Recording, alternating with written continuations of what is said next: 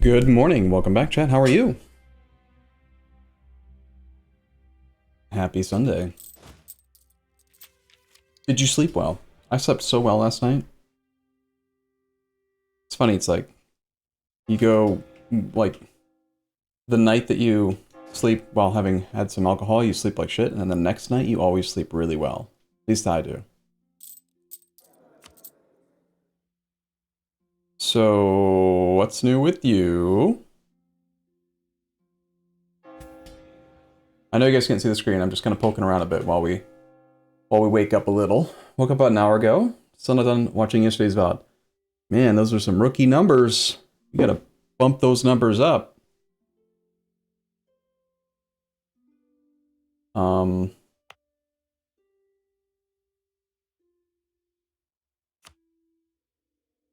Hmm.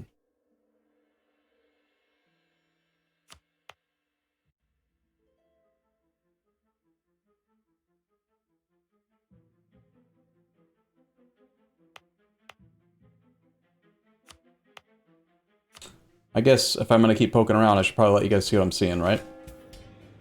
I'm pretty interested. I'm pretty invested in, like, checking out the save and, like, kind of seeing where we're at, you know? I'm gonna start using game capture, actually, today. Instead of monitor capture. Need game with windowed game capture. Not RimWorld. EU4. Capture mouse, yes. I've just noticed that the performance has been not great in some of these bigger wars, and I think that will help. Now you're all caught up. Good job. Alright, so, we can keep talking, of course. Please do ask questions, and please do tell me how your Sunday went. Did you meet a napkin boy or girl? Did you, I don't know, do something interesting and eventful that's going to be a memory for the rest of your life? If so, I'd like to hear about it. Not that you need to tell me, but I'm curious. Marketplaces. So, generally when I'm, like, diving back into a save after having not played, I like to do, like, a boot sequence type thing. I noticed that Syria's full occupied. That's not ideal. Crimea's full occupied. Tripoli, not protected by a zone of control. So we're missing a fair bit of war score due to the occupations that the Commonwealth have done. 14.7. I like to check on things like estates, make sure that the estates are looking good. I like to check on state edicts. I like to check on buildings. I did just go through and delete a few more churches that were in trade company land and start building some other buildings that were better and made more sense. Check to see if there's any zone of control issues or if there's forts that need upgrading. Check to see if there's a new fort that I need to build, like checking for terrain to see if I've opened up any building slots for that. There's just like a general... That's our fort zone of control map mode. It looks pretty good now, knowing that pretty much every fort is in defensive terrain. This is covered. I do want to cover every province. I think getting an extra fort in like Abruzzi would be okay. I like this fort quite a bit. We don't have zone of control down on these two. And the reason why I care about zone of control is not because I'm worried about the land getting occupied, but because zone of control is like a cheat code for devastation. The zone of control map mode shows you where your forts are, and they project within their zone of control reductions to devastation on a monthly basis. So if you don't have zone of control, you're basically saying, I don't expect prosperity there. So it's good in places like trade companies where you can't have prosperity. This is okay. This is not okay. This one province is blocking this entire state, basically forever, from ever having any prosperity. So I'm also checking to see if I can find any other states where we can do a consecrate metropolitan. So we can get back up to 100% patriarch authority, which we just did. Can't easily cover both of these. We've got shipyard, courthouse, regimental camp. Regimental camp's the least valuable of the three. Let's get rid of it. Put it in a fort. Over here. Honestly, I don't want it in Salento. I don't mind having all these forts right next to each other. That's fine. Shipyard is good. Courthouse good. Farm estate good. Don't we have a mission to, like, develop this region anyway? I think we do. 5 provinces in these that need to be at 25. 21, 21, 14, 21, 20, 12, and 12. Wait. In southern Italy. Is that like a region? It's not an area, it's a region. What is southern Italy? Like a non-region region. It also includes way down here. I thought that these ones counted too, don't they? Didn't I do these to 25 because they were highlighted before, and now they're not highlighted? Weird. Well, kind of motivating then to take this to 20 so we can build another fort to cover Salento. Salento is not currently devastated, but it could easily get devastated by, like, raiders or something. Fort on Messina for zone of control in Calabria. Yeah, that's a better fort. We are integrating Aragon. We've got them at 51%. This land will be ours soon. I was reading the comments on the YouTube export video from like the first 2 or 3 streams of this campaign, and there was a comment, someone said that they tested and confirmed that the AI cannot delete player-created forts.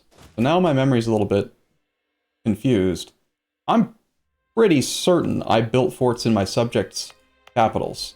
You guys remember the beginning of the campaign, we released Bosnia and Montenegro out of these two. No, out of these two, I think. And I'm positive I took their level 1 forts to level 3, and I'm pretty sure they deleted them.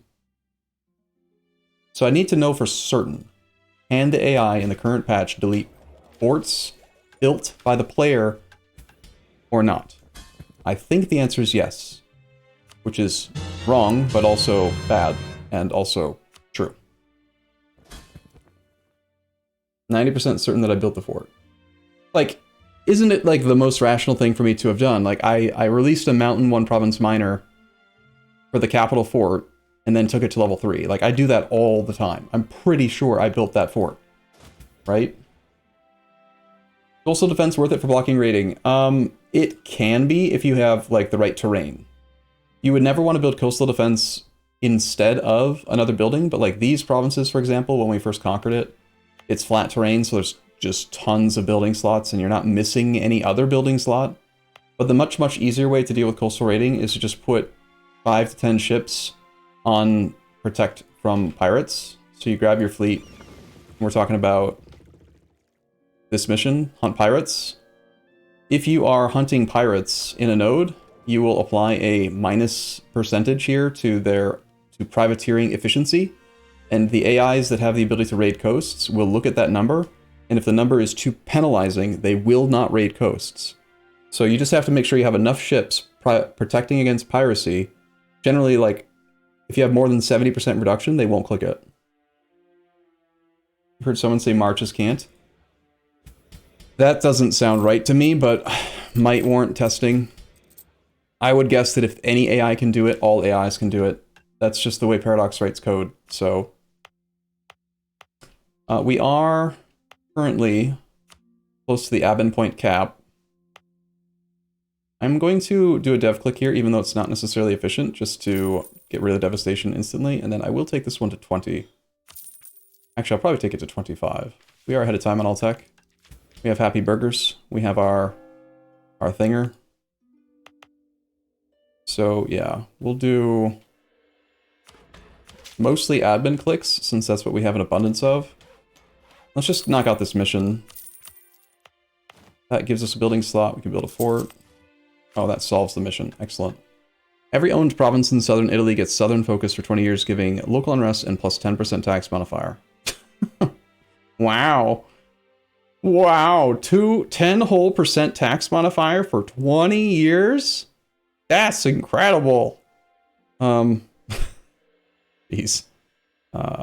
Honestly, I could wait till Airgun's integrated to get a little bit more money, but I just don't care. Just click it to make the alert go away. Every province owned in Italy needs to happen. We did that. We basically turn in all of these. 20 years of missionary strength. 10 whole legitimacy? Wow. This one, though. That's something. +1 permanent Diplo rep is nice. What are we doing with Ethiopia? Conquering clay from Ottomans. So it looks like the mission tree wants us to betray France, like, real soon. Like, now? What's up with all these troops here, dude? What are you doing? We're friends, right? Yeah, we're friends. What are you doing? Alright, so yesterday I had a hangover. I'm more than willing to admit. So it was very low energy, and I don't think I played, like, poorly, but I played mediocrely. And I was just getting, like, annoyed with the war and frustrated, and therefore making worse decisions. So, looking at it with fresh eyes, this is why I knew I needed to wrap the stream up yesterday. Looking at it with fresh eyes, we are currently at war. We are the #1 ranked great power, and we are currently at war with the #2 ranked great power. We have currently done, I would say, 60 to 70% of the work required to ruin our enemy for the rest of the game. So, it would be incorrect to try to leave this war and just get out. If we've already done 60 to 70% of the work, we should commit and willingly sacrifice manpower and professionalism and do whatever else we need to do to break this guy's back, because the difference between winning at 70% in this case and winning at like 100% completion in the task is huge. If we completely destroy him in this war, he'll delete all of his forts and become he'll become an Ottomans or a Spain, you know, like it won't be. We're completely removing him from the game. So we need to commit to this war and see it to its completion. Whereas yesterday I was just getting lazy and would have I was close to just being like, screw it, let's just peace out. But we're going to redouble our efforts, and we're going to see this to the end. So we are currently 5 years into it. We're at 25 war score. They've lost 660,000 troops, 400,000 of which were Commonwealth soldiers. They've lost 150,000 to attrition alone. Timurids are not too far off from just leaving the war because the war's been going long enough. That will help. A fair portion of the troops are owned by the Timurids. In fact, a very significant portion, roughly half of the existing infantry are owned by the Timurids. So when they are done, that will be great. Commonwealth is pressed, but not super pressed economically yet. I don't think they had any loans. We currently almost triple their monthly income, and they have yet to take a loan, but their treasury is down to 350 gold. They were merking up at varying amounts throughout the war. They currently have 84 regiments of mercenaries, 0 manpower, and they are clearly not able to reinforce their infantry. They keep on fighting us with insufficient support because Polish cavalry good. So that's nice. So let's just do a quick rundown of where our armies all are and try to make sure that I'm not making mistakes that I had going yesterday. I've got one army currently policing the war goal. I've got this army, which is 14,000 manpower in debt. I'm going to go ahead and just immediately say we should slacken standards so we can reinforce. We're not ending this war yet. You're going to here. You are going to assist that stack. Okay? This guy is rejoining his thing, putting a leader there. These two armies are fine, but weirdly balanced, so let's shuffle balance a bit. Also, I was thinking about it more, and I think we probably should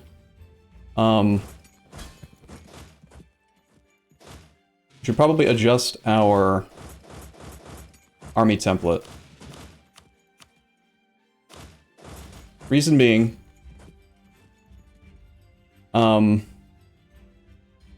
the game has changed. I have to adjust. The game has changed, and not because they I don't think they did it on purpose. The fact that the AI deletes so many forts means that running more than 1 or 2 siege stacks is no longer optimal. Like, we have too much artillery. We should be running more infantry, and we should be focused on battles more, unfortunately, because there's just... you just can't win the war as easily. Like, you used to be able to siege out, like, say, against Spain. I used to be able to come in here and siege down 4 or 5 forts, get enough war score to peace out for a little chunk of clay, and then be done. Now, the bastards only have a single level 1 capital fort and literally nothing else. So even if I full occupy this asshole, he only gives me like 20 to 30 war score. Most of the war score for Spain is tied up in all their colonial nation development, and I can't easily get that. So we don't need as much artillery, right? What is Russia waiting for? Russia is, well, they did break the alliance with us because they desired our subjects' provinces when we restored Crimea.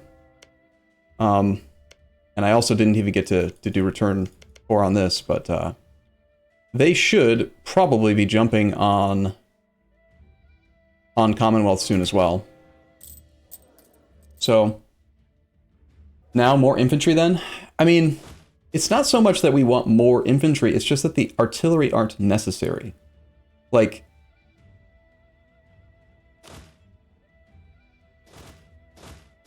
basically where I'm at, let me think.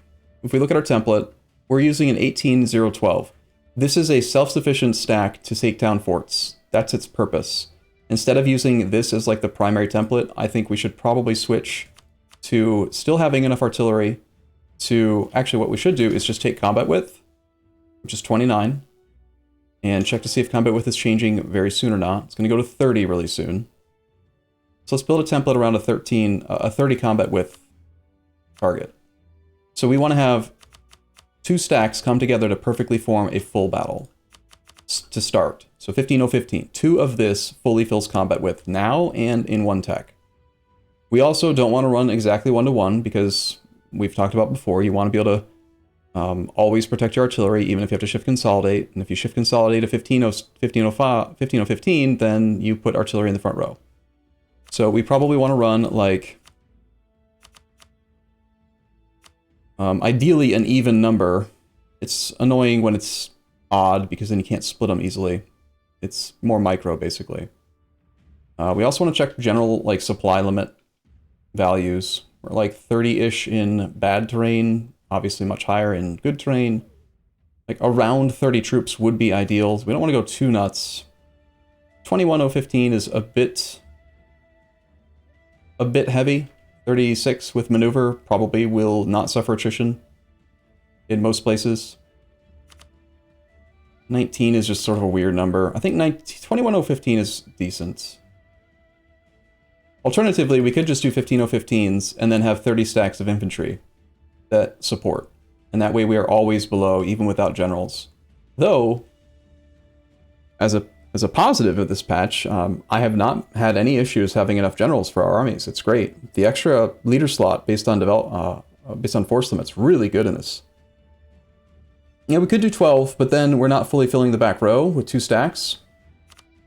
Remember how yesterday I was talking about how the armies move around in pairs? Because 2 come together to form full combat width. So if we have pairs that don't fill full combat width, they're still very effective, but they will generally lose against AI like swarm battles where they reinforce fully and they end up filling the full combat width. And our armies should also fill the full combat width. So I think it's probably better to go to 15 artillery in the combat stacks. Rather than do this, I think I like the 15-0-15 approach with also having dedicated infantry reinforcement stacks. So I'm going to get rid of this template. We're going to add in just a 30 stack of infantry. We're going to get rid of... I don't need these. I don't ever use these anymore. We're going to move more toward this. So the idea is we're going to have 2 stacks that work in concert to fully fill combat width, and then they'll also have a 30 stack of infantry that tails them. So we're going to move to like a 3-army setup. I just don't know why I just did that. That was wrong.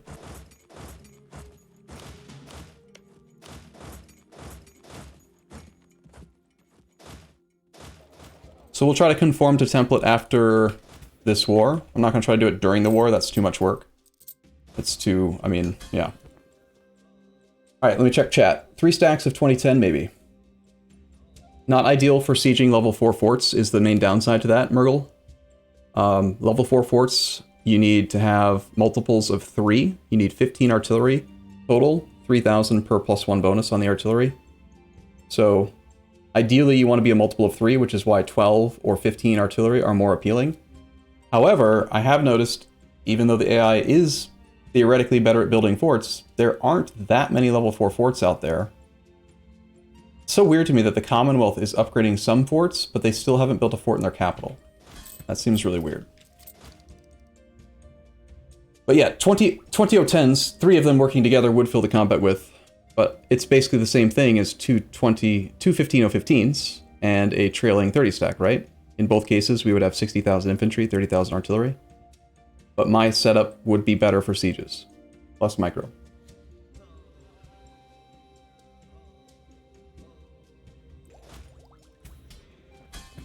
Right, one template, true, sure. But I would say with that setup, again, you're not going to do as well with sieges, more micro in deploying your armies, and you actually will suffer extra attrition.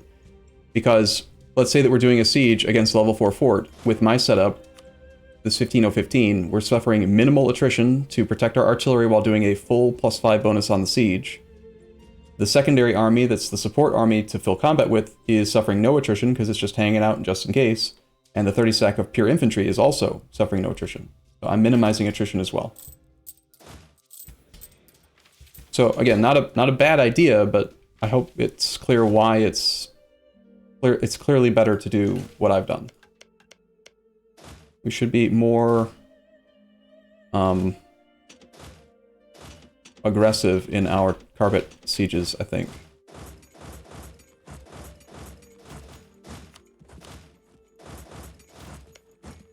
Alright, we're off. Let's play.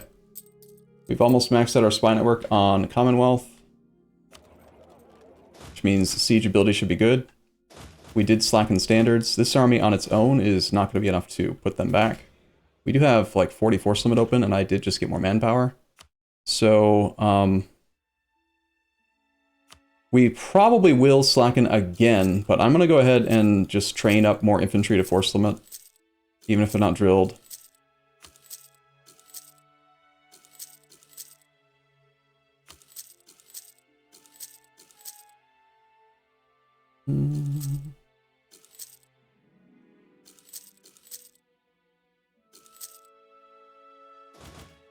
Okay.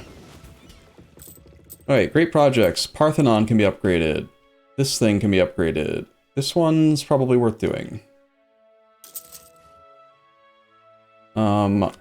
Rita Monasteries. This one is really only good for Catholics. And, see how the grade outline, yearly papal influence, monthly fervor, church power. We don't get any of those. All we get is clergy, loyalty, equilibrium. It's not worth it. And resistance to the Reformation, which is also not worth it. This one is more flat religious unity and an extra 10% stability cost discount. 15% religious unity. I mean, it's unlikely we're ever going to go below 100 by that much, but I think rather than do that, I'd rather do trade company buildings. So I'm gonna go ahead and make sure we've got all the trade power we can get.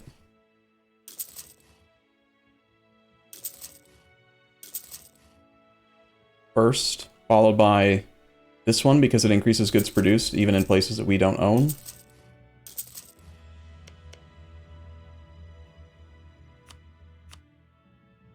Normally I would do this at the end of the war to make sure that I, have the money if I need it. But we have a lot of money. We had a lot of money. Now it's all gone. We should probably build more townships. We can build one in this node. We should check to see which nodes make the most. So what we care about is the local production value, 15 versus 8 versus 20. So if we're limited, we would build it in the one that's the biggest, which we are currently limited. So let's build it to make sure we have it here. And then we'll save the rest of the money. Not that we have much left. I don't get it. If Moasios only steal my blood, it would be fine, but those MFs need to make it itch. Mosquitoes. Did you know that mosquitoes, this isn't sexist, only female mosquitoes bite for blood. Male mosquitoes eat plant juice. They need the blood for part of like the reproduction cycle thing. Alright, this army is currently not doing anything. It's going to basically protect the recruitment. I remember vividly my teacher in AP history class, she like thought I was being a sexist teenager. I'm like, no, it's real. I read it. It's true. And it was kind of funny to me. Okay, we somehow only have 8 artillery here. That's clearly not right. It's a level 4 fort, so 8 plus 7 should take us like 15.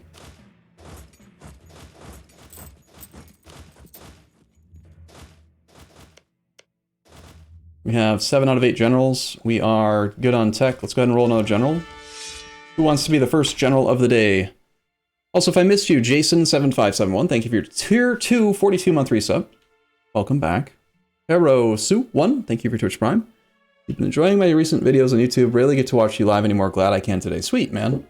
Glad you're here too. Jason, let's put you in the game. Jason7571. Please roll well. Oh, is that a perfect roll? We have up to 22 pips. That is 21. One pip shy of perfect, but you're perfect in my heart. You're the perfect combat leader, perfect siege leader. The only thing you're not perfect at is reinforcement, so... let's check on our siege leaders. This guy's not as good at siege, so we want to get Jason over here, I think. Also, you have 4? Okay, we're gonna get Jason up here soon. That battle's not something we really want to be doing. Or the Timurids looking? 7. Do I have any war score against them? No. Quinn Landbus, thank you for your 11th month sub. Welcome back. We should retreat in this fight.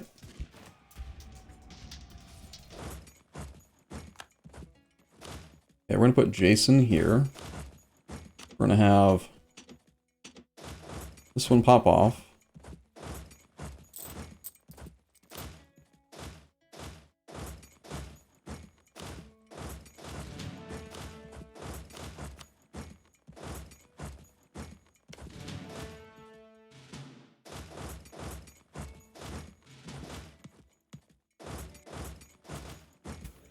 We've basically gotten there. Knocking the Timurids out is the next big thing.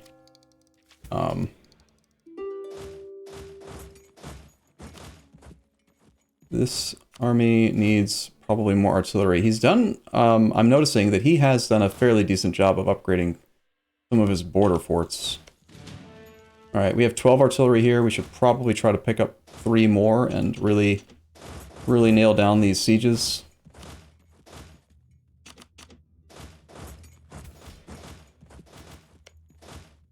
Here we've got plenty.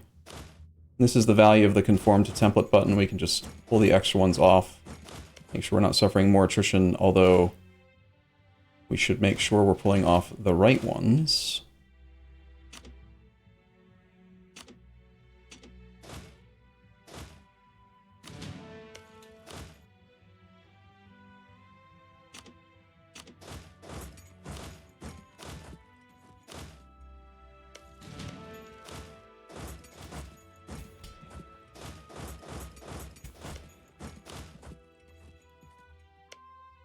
Need to get an army over to Augsburg, level 4 fort. That's going to be this army's job.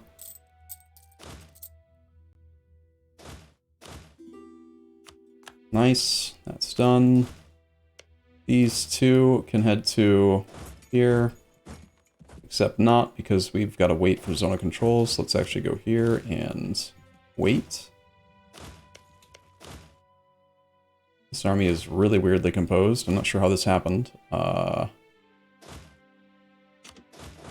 You can come off, but we need 3 more infantry to go protect that front line.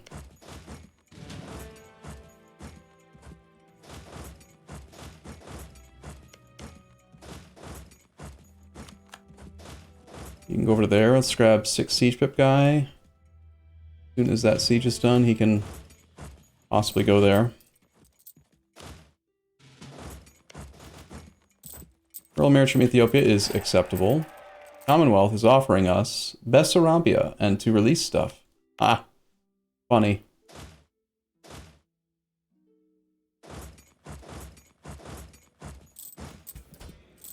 A lot of them are, though, but good point. What's the goal of this war?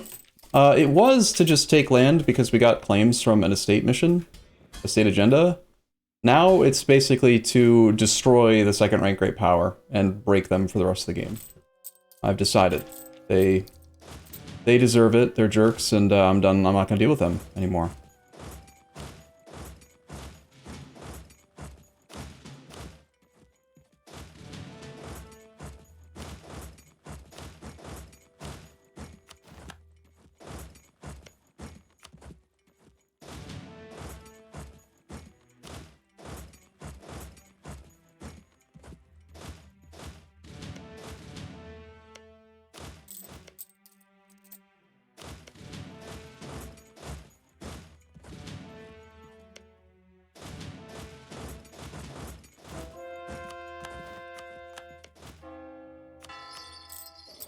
Alright, things are feeling a little bit more organized now. We still have manpower. This army can probably afford to split up a bit and carpet siege and then regroup. They're not actually trying to pressure the war goal at all. I wonder if reloading the save has changed the AI. Because I feel like Poland's not trying as hard anymore. We are 6 reasons away from white piecing the Timurids.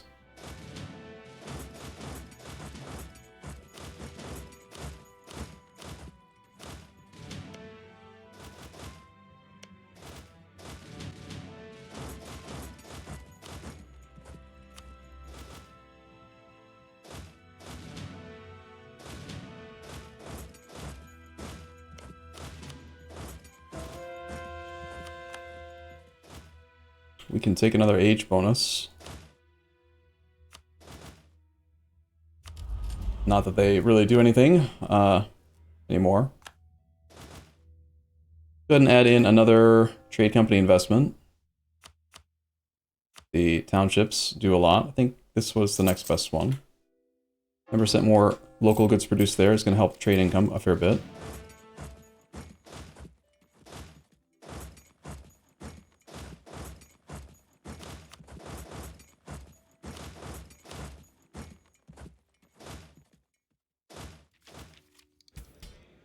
Hey teacher, leave that kid alone? It's a great song. Hey, teacher, leave them kids alone. You know what else is a great song? What's the name of the song that's like hot for teacher? Is it called? Is it just called Hot for Teacher? It might be. I actually don't know.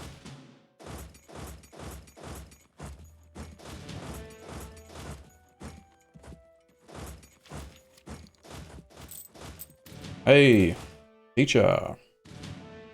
Leave them kids alone. Great, great, good job, chat. Now we're gonna have a DMCA takedown whatever request because of my perfect singing voice. Why would you do this?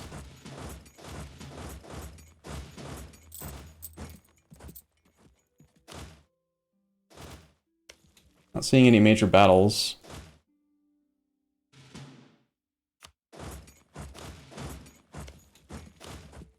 We are not hostile to Brandenburg. Do we have access? We don't. We don't have access. We should just start rotating back south. It's unlikely the AI is going to ask for access, and I do have a relationship slot free. I could ask for access myself, but I don't actually want to. Occupation lines are looking good down here. This has been set to get sieged. Let's have this army go park on the war goal, actually. It's just pure infantry without any drill, but we can drill after the war.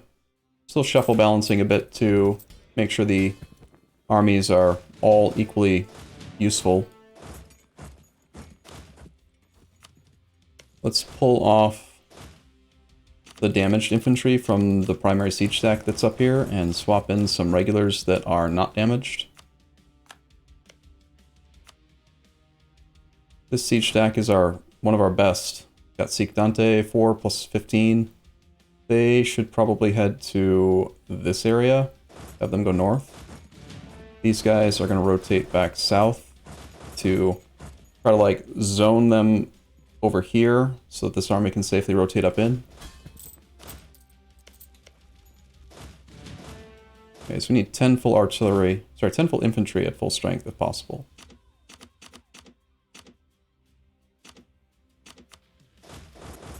Protect that 15. We don't actually need this many. There is actually still some value then to the 1010 template.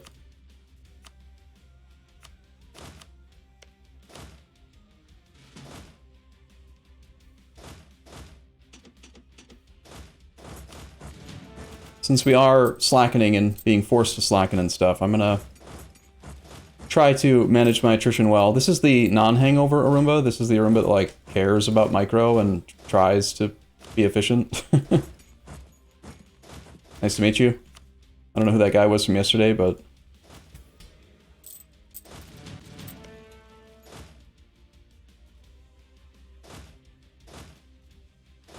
let's pull these artillery forward, try to create a new stack. Let's have this army... I feel like keeping these two armies together is important.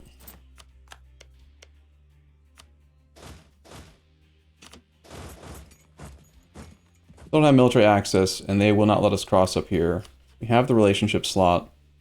Let's go ahead and get access from Brandenburg, if he will allow it.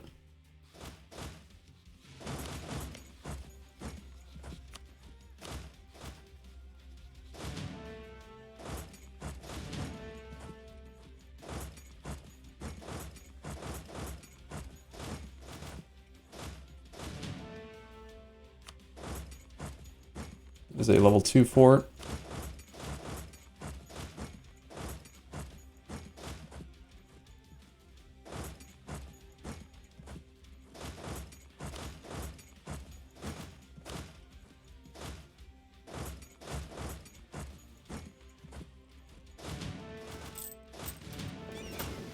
We definitely want a general there, so let's find a general that's not currently needed. Like, say, you can teleport. This is non-drilled pure infantry. It needs to look imposing. In fact, we should probably put a 6-6 here. Let's grab Seek Dante and try to find the army that just lost its general, which is not you. It must have been this army.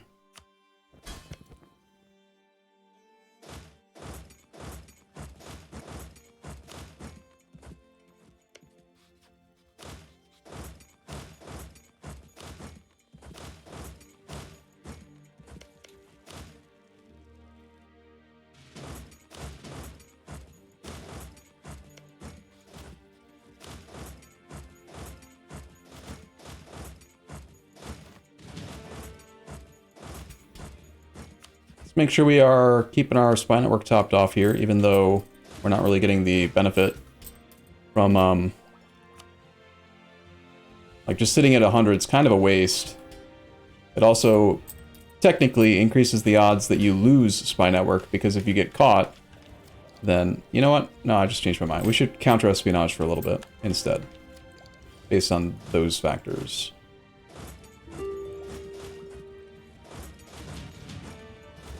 Raise your hand, chat. Can you see a difference in my playstyle from yesterday to today? Sober versus not? Or hungover versus not? 23rd. We probably do Scorch the World Gold to save this. Let's just flee for now. We'll lose the War Goal for a bit. They will gain some enthusiasm for a bit, but a couple more months away. You didn't watch yesterday. You can hear a difference in my volume. Did I bump the mic, or is there some other reason that that's true? What do you mean? Maybe I just moved the mic to a different spot, I'm not sure. I'm talking louder. Oh. Okay, we got a level 4 fort up there as well.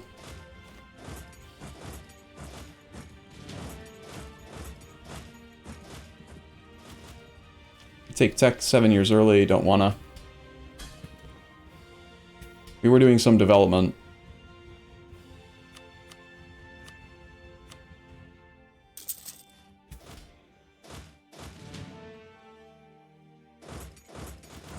We got Krakow back.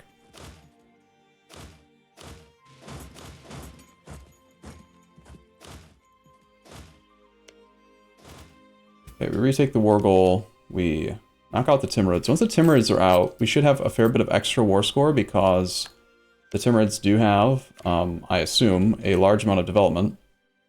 They have 900. So when 900 development leaves the war score value of every other province out here will go up.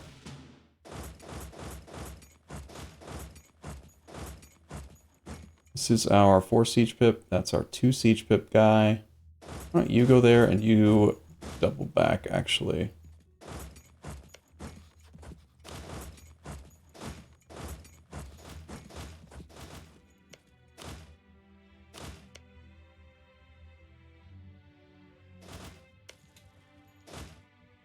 This army, I think we should just have drill. But let's not have one of the best combat generals doing it. Let's find, like, our least important general and have them do the drill so that we aren't weakening our front line. Least important worst general. Who is that? Not Tabes, right? Tabes is useful on the front line. It's this 2 siege pip guy, probably, that's, like, a liability to have up there, because he tends to slow down our sieges. Sorry, Rise. Riz, whatever. Rizzes? I don't know where you were assigned, but... We have a level 4 fort here. Let's find the next available siege stack.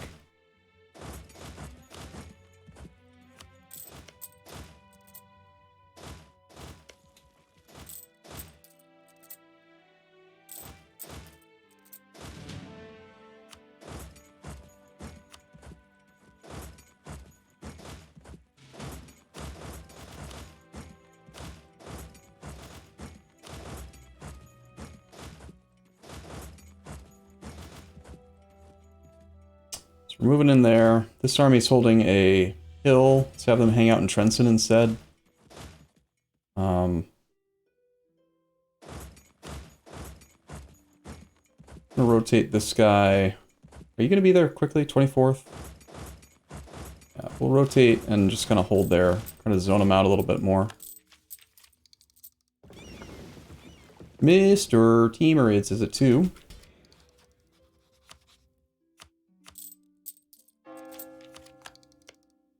To be expected.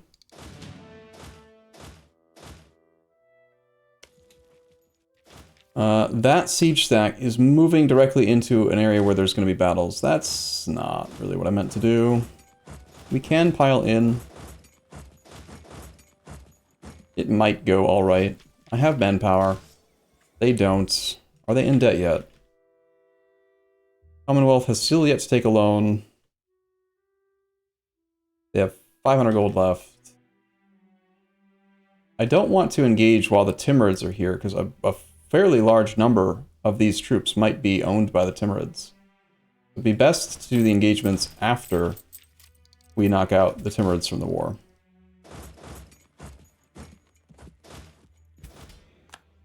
How's the engagement look?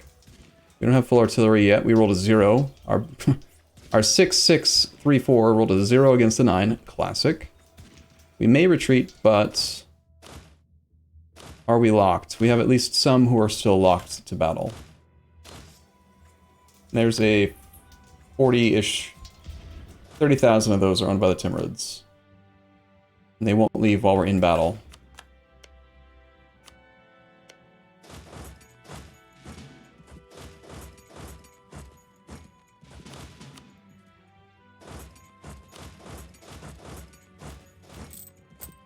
Circassia is probably absolutely bankrupt to high hell. 90 loans. Because I'm putting all of the forts on them. Ironically, bankruptcy does not affect fort defensiveness, so they can just have bankruptcy after bankruptcy after bankruptcy, and it won't make any difference whatsoever. Which is funny. Yeah, this is not favorable terrain, so it's really not like a smart engagement, but it's the only way to force them to do the fight. If we wanted to do the fight.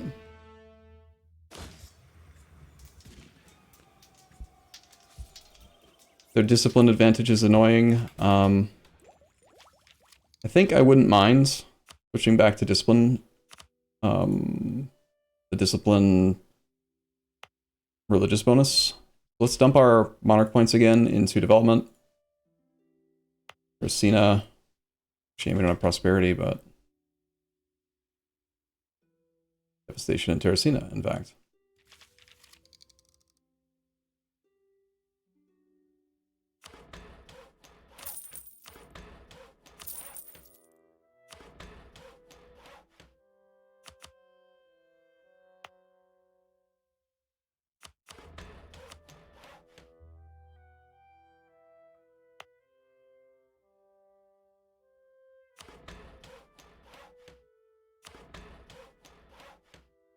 Preferring Diplodev over anything else, and then we'll do Mildev. Already have the edict on here and here.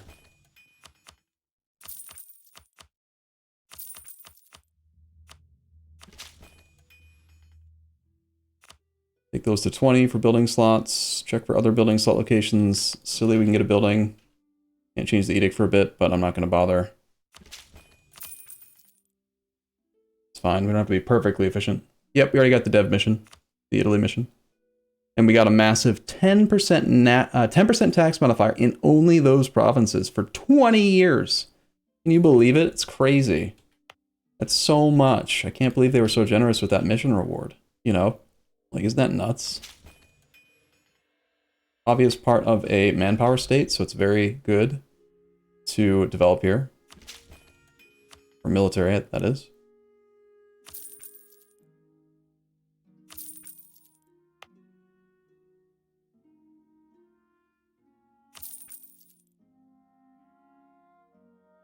Okay, we spent all of our monarch points. Let's switch back to discipline for both manpower recovery and to what prompted that whole thought process was just noticing that they had a 0.2 tactics advantage just because they had 15% discipline versus our 5. And we also can now probably swap out of National Manpower Advisor and also do that. Morale of armies or discipline are roughly equal here. Let's go ahead and take this guy.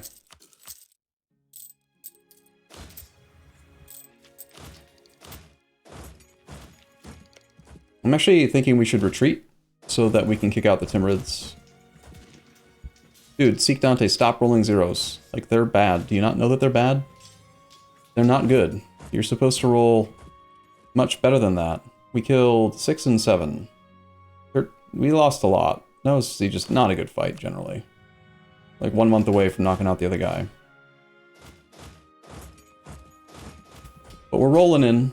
If we lose the war goal, might change Timurd's willingness to stay in. 0, I think, is enough or not. No, we need at least 1.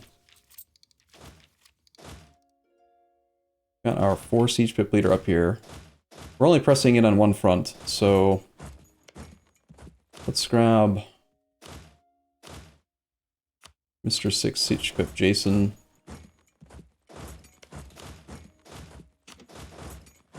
Two and 2 is not enough. Need another 1 artillery.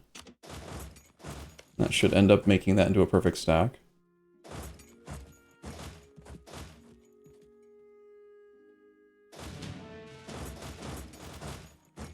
I think we can probably get by with a little bit less artillery, as I mentioned.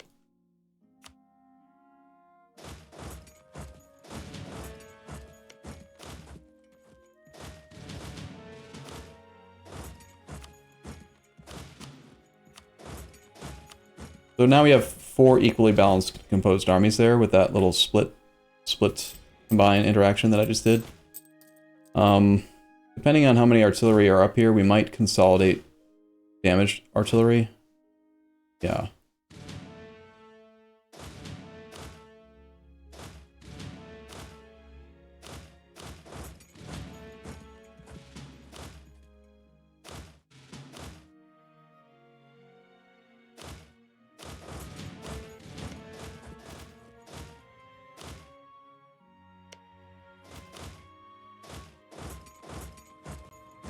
And Timurids are down to low.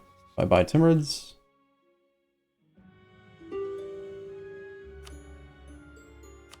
Pushes us immediately to 62% war score, which will allow us to do a fair bit. Of course, in this war, we're taking our claims. Like, that is happening. But now we need to decide how do we best break this AI. Putting them in debt makes them delete their forts. We've seen how that affects Spain and Ottomans.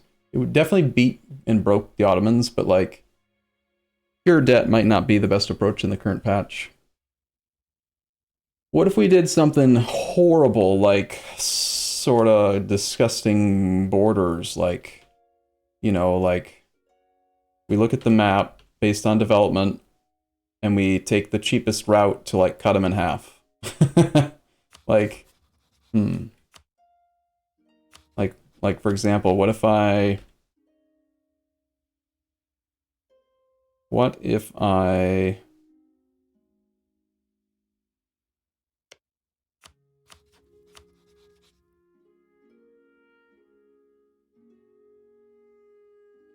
Not great.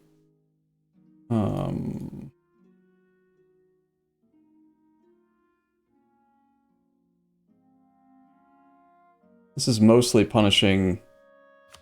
Look at the wrong person. Mostly punishing Hungary so far.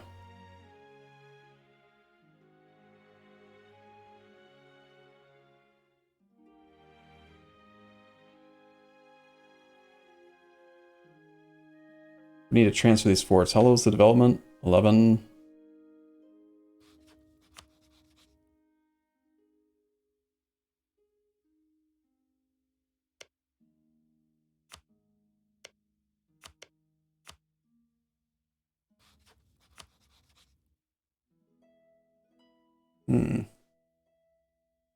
If we don't take all of... I don't need to take all of this to appease the people. We just have to take at least one.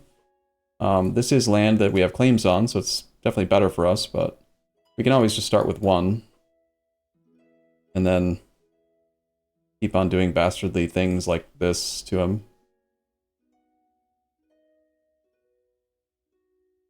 What if we did something like this? How horrible does that look? So, like, he's going to keep on wanting to declare his wars, and we'll say no to any military access requests, and then he'll have to use boats to transfer back and forth, which the AI can do, but generally doesn't do well. You think it's beautiful? Is it beautiful? It's a bit much on the AE side of things. However, we are currently at not much AE. So, does it actually matter? Perhaps I shouldn't have turned on 5% discipline and we should have turned on AE impact instead. We don't care about the AE with Commonwealth or Spain. We should always have truces with them. Denmark 77.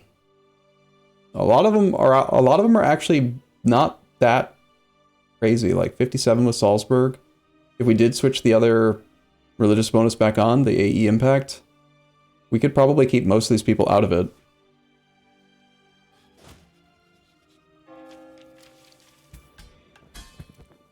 We are still allied with France. How much AE would we be getting with France? Doesn't even list France, but we would get AE with France.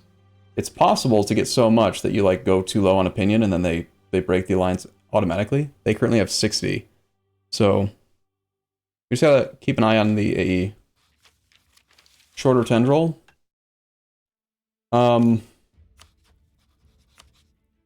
So part of my justification for this route was I want this mountain pass. Taking this means I can put a fort here or here and then like shut down this path the next war. I love Trenson and Maramoros. These two fort locations are fantastic together.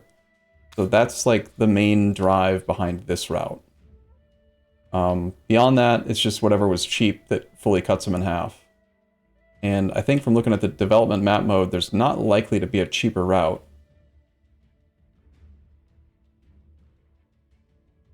We also, well, we could try to avoid taking land inside the HRE. That is increasing the cost by 50%.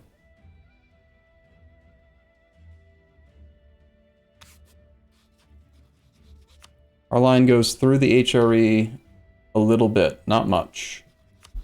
Just 3 provinces. 4 provinces if you count Stolp. Maybe if we shuffled Stolp off. Walk it back a little. Don't take that one. I don't need this one. I'm taking Trenson even if it's not required for the line. We could not take Spiss and go... Krakow is expensive. I don't want to take Krakow. Here we go through Sandomierz. And then here, and then here. And then just go straight up.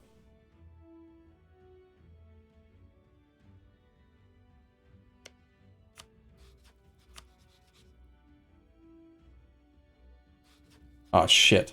I just pressed Z while on that screen. It just cleared out the peace deal. Son of a gun.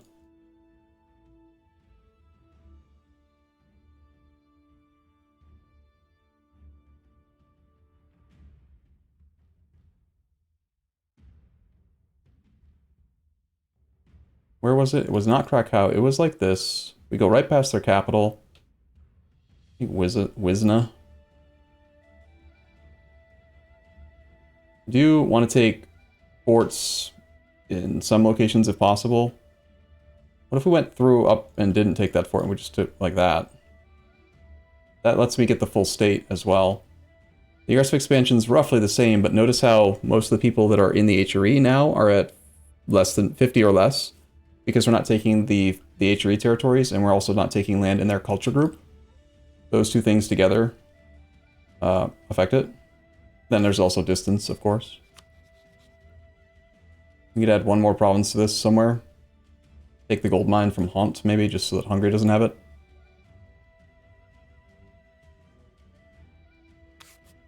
I would say that this looks roughly the same, probably a little bit better. Looks disgusting? No, it looks beautiful. You have the wrong word. The word is not disgusting, the word is beautiful. Alright, let's focus on getting them to the point where they would agree to a 100% peace deal, and then we will lock down that decision. But feel free to talk about it a bit more while we're trying to decide. So we're looking for favorable fights if we can. That is a 3-2-9 stack. Let's send over a good leader. A good leader. Seek Dante. Why don't you go kill them?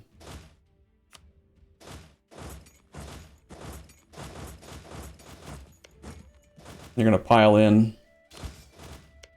a bit. You can just pile in too at this point. It might be the easiest way to get him to stop wanting to fight. Now that the Timurids are out of the war.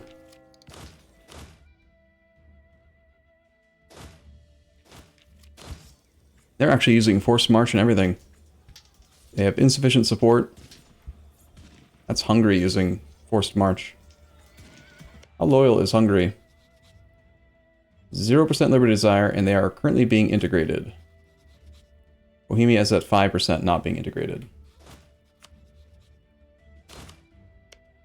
I think that without doing some battles, is it possible to get them all the way to agreement without doing any more battles? Maybe.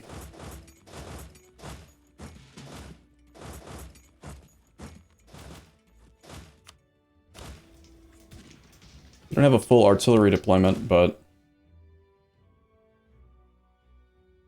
rather retake Krakow.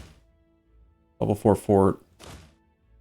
Let's grab these 10 plus them with a good, competent siege leader like somebody.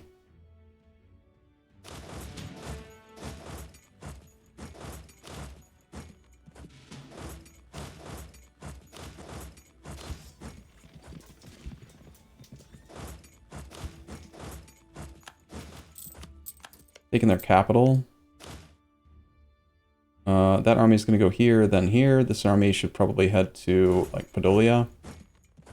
And retake the war goal if we have lost it, which we are about to lose. Let's have this army come up and threaten. They might not maintain the siege. It's probably faster to use the boats. Go to Gallipoli. And I do care about speed, so let's grab the leader for a little bit more maneuver. Might actually make a difference by a day. Denk Malin, thank you for Twitch Prime. If they take it, then we'll just try to retake it quickly. If they fail, we'll boat bomb potentially. Lose 15 Patriarch Authority, or lose 1,500 money. I don't like that I'm probably being forced to take a loan here, but let's just not.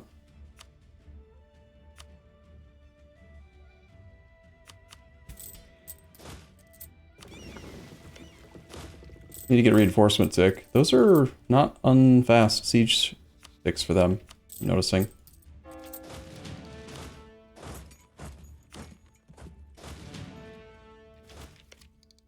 Okay, these guys can group up over there.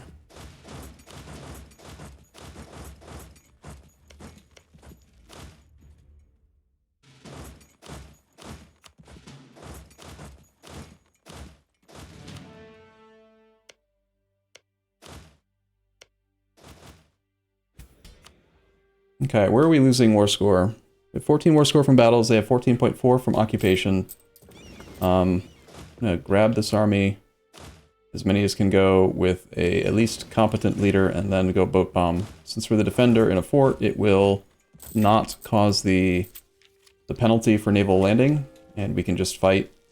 It's a 2-4-11 stack, so we should win with pure infantry quite easily. Is there a reason you're not docking up? Hello?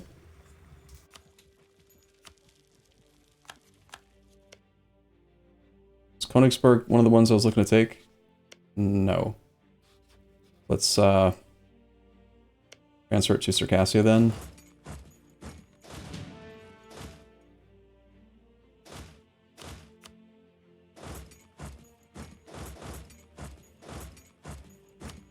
See 8 war score.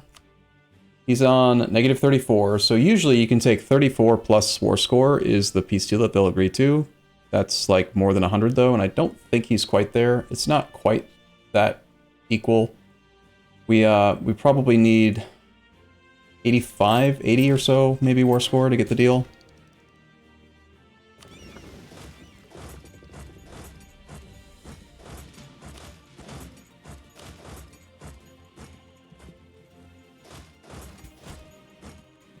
All for pizza? That's some bullshit.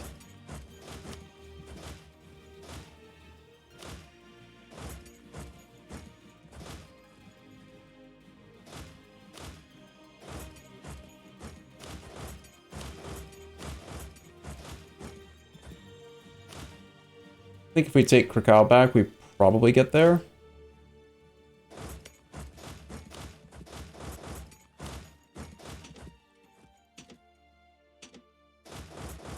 Make sure we have enough artillery to make this siege relatively fast.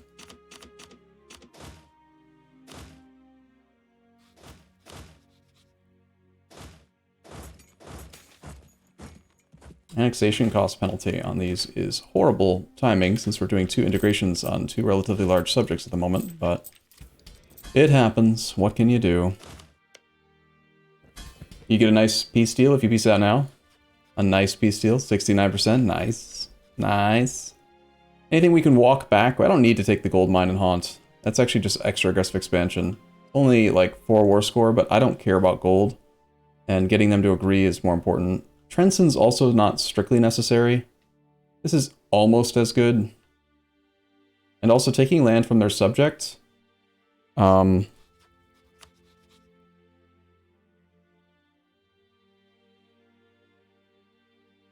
Doesn't weaken them as much.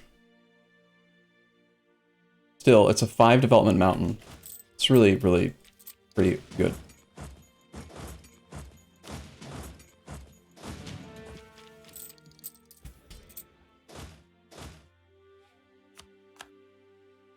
Got caught spying.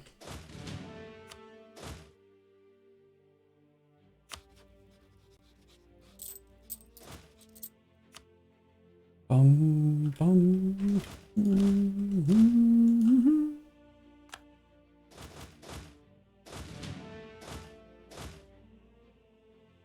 Are they taking loans yet? Still no. Shocking. Do they have any manpower? They do not. We do not either, though. We are suddenly negative 15,000. So, battles are not super appealing to me here. If this fort falls, good. We can rotate this guy in and...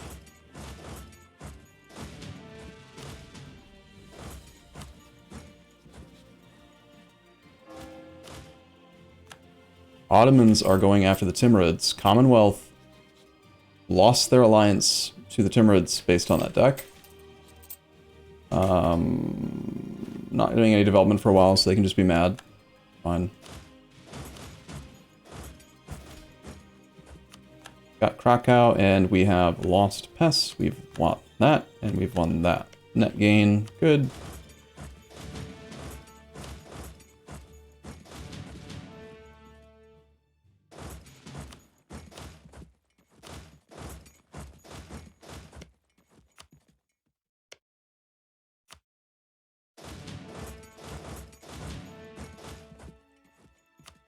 73 war score is negative 28 reasons. We're very close. Probably this fort falling is all we need. Well, that fort and then also them not taking any other important forts back. The level 4 forts are worth more. We need to keep the capital. That is for sure. This army is a bit much. We can force them to break their siege by doing one more battle. Is that something I want to do? Not sure that I do. We could fight a battle with, like, his subjects. His troops are tanky. Any other tag is better for us to fight than Poland directly. I will admit, I was underestimating them last night. Or yesterday, rather. 74. If I fail to notice that we get to, like, 78, let me know. Because I'm pretty sure 78 or so is what we need. The leader is leaving on the 23rd.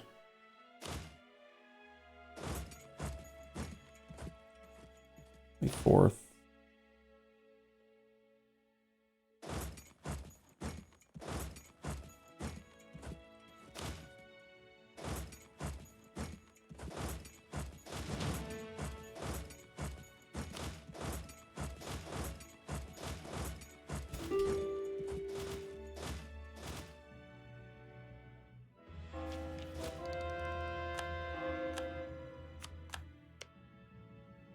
Keep that controlled by us, because I plan to take it as part of the peace deal.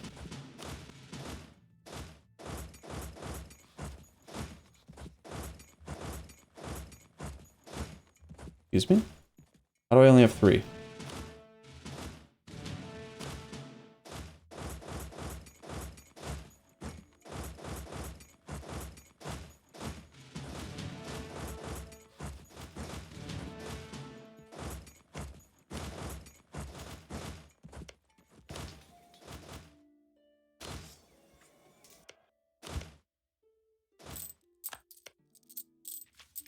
War score. The fort should fall very quickly, regardless of whether or not we do a barrage. We have 14-day siege ticks, so I don't really need to do a barrage. But,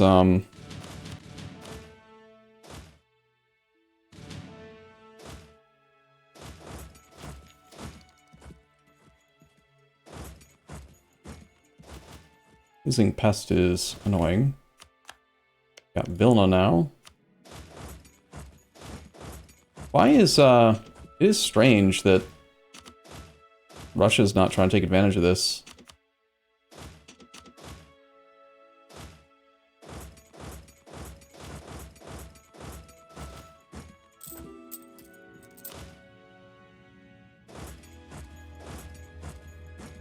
Arriving on the 16th, 15th.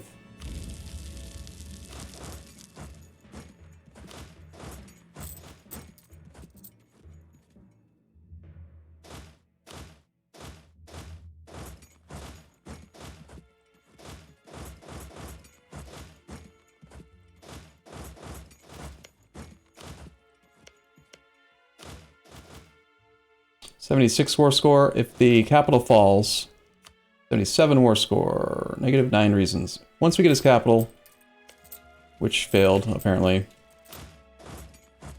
then I think we're there.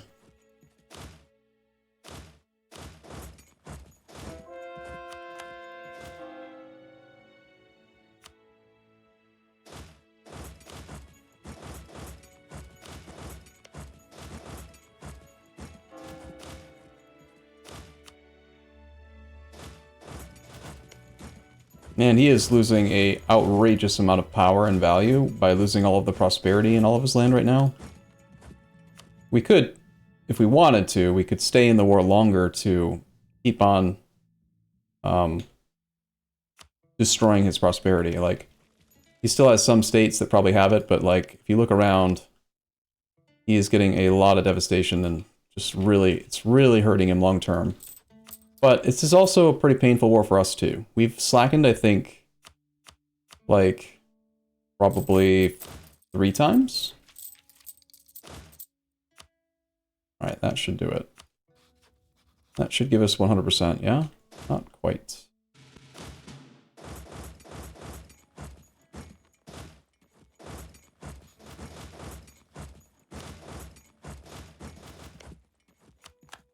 That should do it. There we go. Okay, so he's willing to agree to a 100% peace deal. So let's reflect one more time and make sure this makes sense. We're taking all of our claims because we have claims. That just makes sense. They cost 0 diplo points to take. If you're going to take land, that, you know, it's fine. It's just a good state. We can establish a trade company here. It's got a thing. It's going to make the trade company investments that are built here efficient. We can hopefully get like a new mission that does the same thing, you know, that kind of thing. If you take the path north from Zemplin, you take less land and take more money. The path north from Zemplin. Like, don't take this. I want Trenson. I want the 2 mountains. That's kind of non-negotiable. So non-negotiables are the full, I think the full state is worth taking. The 2 forts, or sorry, the 2 mountains that will be forts, non-negotiable. North, then right. So you want to go around this way instead of going west of his capital. I specifically would prefer for his capital to be east of the division. I want to block his capital from the other side. Because the AI tends to keep their armies like in their capital state, or like they want to have access to their capital. So if I leave the capital on the right of my line, he'll have a lot of troops over here, and he'll suck at all of the wars that are over here. This curbs his expansion because he can't get through us easily. If we do it the other way, and we make the line on this side, he'll keep expanding well, but it does open him up to Russia. But he's going to be exposed to Russia anyway. There is one argument that if we make the line here, it would potentially give Russia the colonialism CB. But I don't want Russia to be strong. What about land connecting us to Crimea? It's a motivator, partially, but we have 60 transports, and even though I don't have any combat navy, we basically have naval superiority against anybody, because I can just throw, what is it, 200 light ships at it, and who cares if we lose them?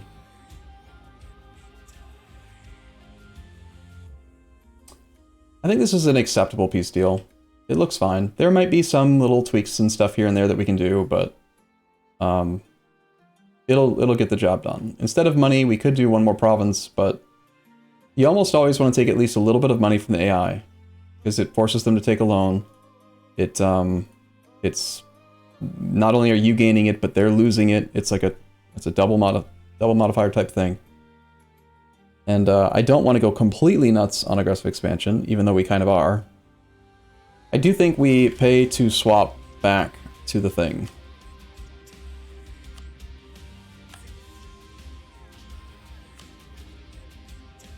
Still going to be roughly the same, but we'll see. You get inflation? Yeah, you get a tiny bit of inflation. Not much. The amount of inflation you gain is based on the amount of money you get relative to your gross income, so it's only 0.03. Like, it's not a relevant number.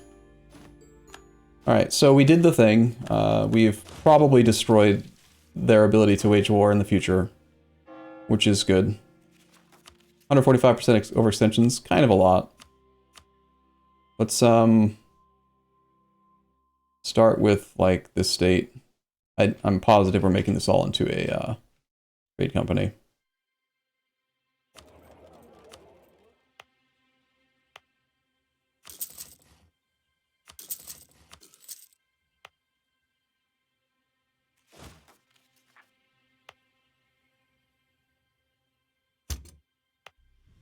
Kind of a cheesy thing you can do here. The game hasn't updated the autonomy value in this state since we took the whole thing. I can raise autonomy, which does give the -10 on rest, which I would want to do anyway because it's a trade company and I don't care about the autonomy. So I get the benefit from the -10 on rest, and the autonomy will be at 90 instead of being at 100 if you do it right now. It's weird, but it's a thing that can happen sometimes. I don't know why this one's different, but it is. Let's just go ahead and delete the churches now, since we know we're going to need to.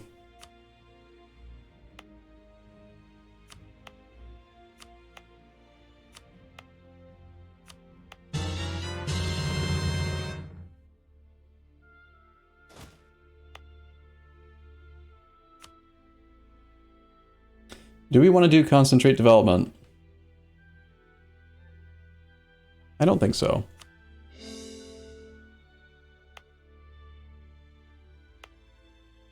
This can also be made into a trade company. We don't currently have a trade company in this state. I do have some. I think we probably do. Trade companies are just better, usually.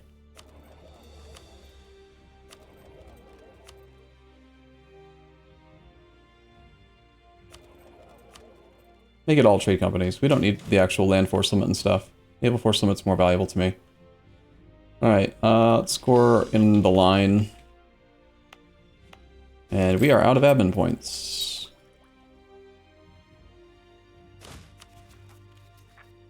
Okay. Hopefully we don't have too many problems with rebels. You grab all of the stacks that are not full stacks. Have them go to like here. Why would we need to use that? We can just walk. We're black flagged.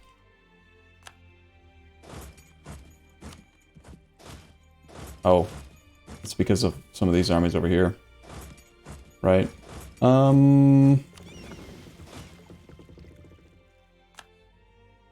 Get our admiral back in charge of the navy. Check our naval force limit. We are at way more than we currently have, so we'll build more ships. Gain some admin points for the thing.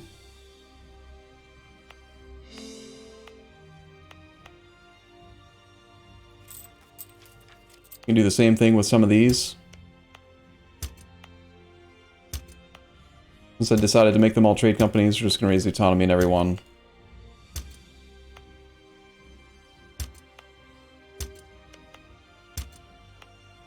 We're not Catholic, so I don't really care about, if you're Catholic, you care about converting land before making it into a trade company, because then you can gain more papal influence, which turns into mercantilism or other things. If you are not Catholic, though, it doesn't matter what the religion is. Like, it's not a big deal. Arezzo has base tax of at least 14. Nope. Goldingen, at least one province in this area is owned by us. I get claims on 3 provinces owned by Denmark. Denmark, who currently has 81 aggressive expansion with us. And, I mean, it's part of one of the nodes that we want to get a merchant out of. It's not unreasonable. 50 admin points is 50 admin points. Thinking, sold, done. Meanwhile, we have an army up here, we might as well just declare. Probably. We need to balance the armies out and get things organized a little bit first. We also don't want people to establish alliances. The Bordigor is real. The Bordigor is perfect. And you know nothing, Jon Snow. Burgers are not currently happy, so we're missing out on dev cost discount, but that's a big number.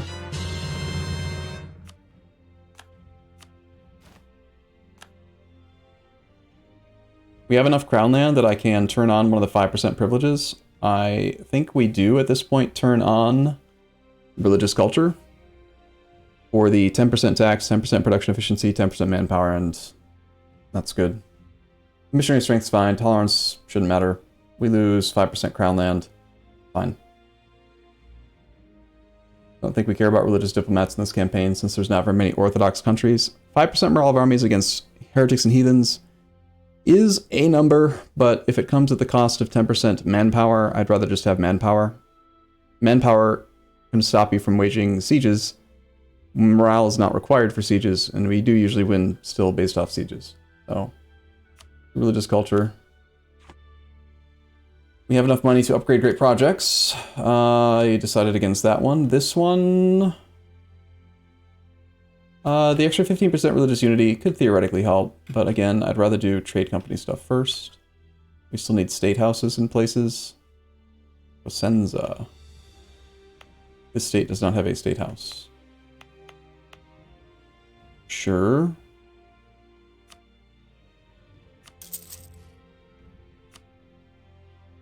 Ortelsburg. State house and a trade company. That's interesting.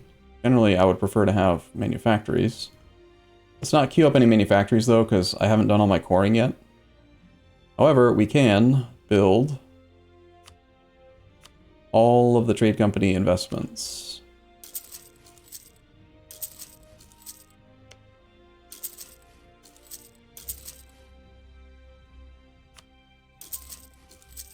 I am embettering, I'm making their land betterer.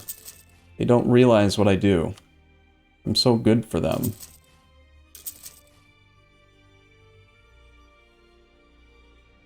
Unlikely that we're going to do any development. Don't care about... actually, we do care about defensiveness in these two locations. Let's do it here. And also Maramaros if we get there. Okay, cool. Missions. We have missions?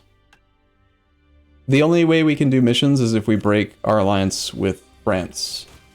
Which I'm willing to do. It's just a question of when do we do it. Are we ready to do it? Do we want to do it now? They are kind of helping to discourage the coalition from going crazy. And I am getting a little bit fast and loose with my aggressive expansion numbers.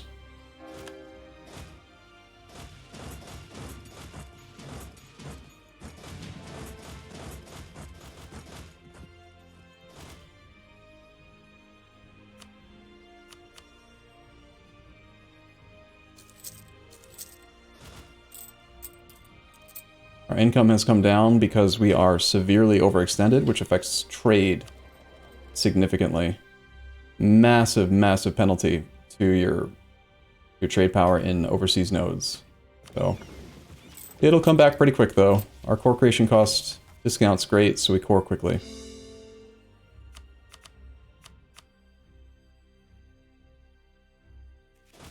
And we're also generating 15 admin points a month.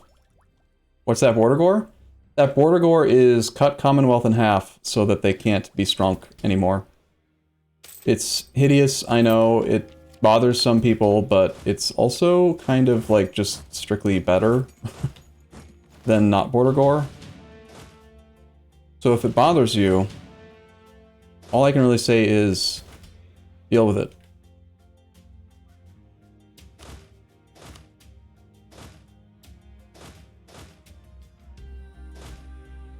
And also, I'm sorry.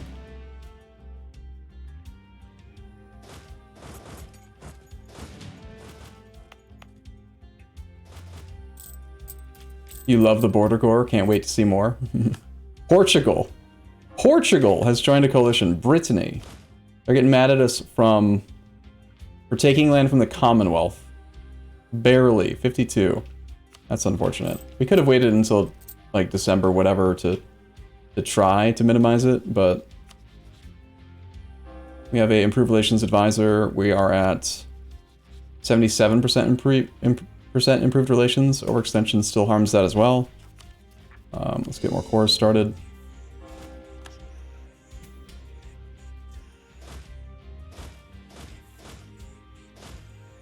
Every army that can drill, I want to get starting on drill.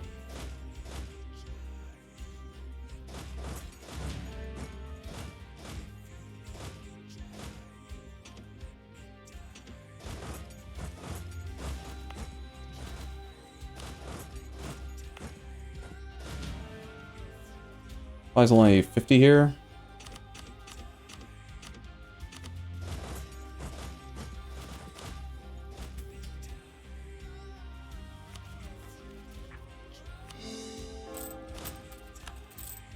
I doubt that the coalition actually attacks.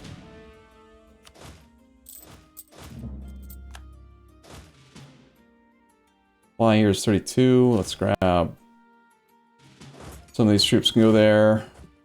You can join here, and you can also go here, and you can probably go up to there.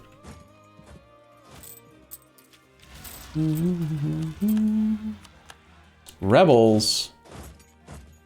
But I don't want rebels. Let's see who we have that's decent. These guys can leave and go drill for a bit. Those are all the new infantry we bought.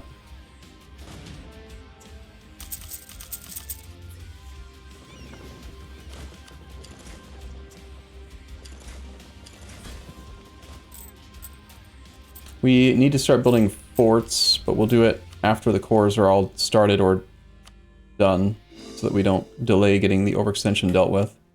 Our subject wants money from us, because they're rude.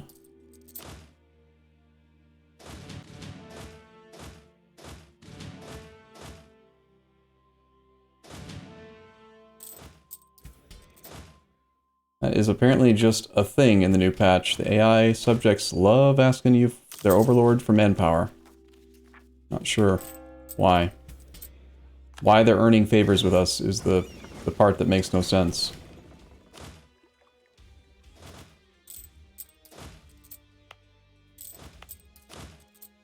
Move trade capital to the Lubeck node? I would say that the Genoa node and the Lubeck node. You mean here? You mean English Channel, right? English Channel and the Genoa node are both basically equal. It's just whichever one you get access to first. I think you start building up your power base and then you stick with it. You don't move again. Technically, English Channel is a little bit better based on the number of bounces you can make between nodes and how easy it is to collect money from the New World, but they're very close to equal.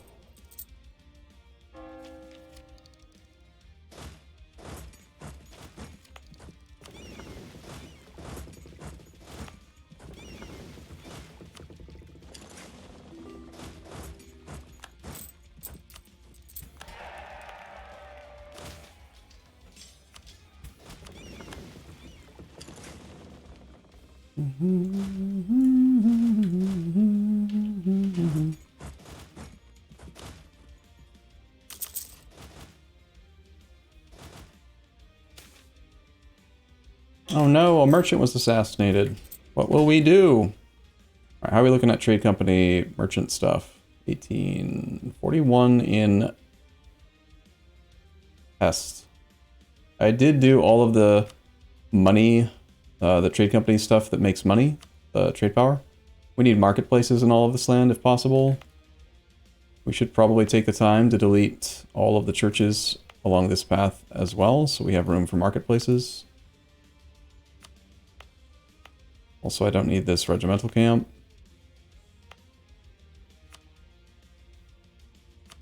Just destroy it here as well.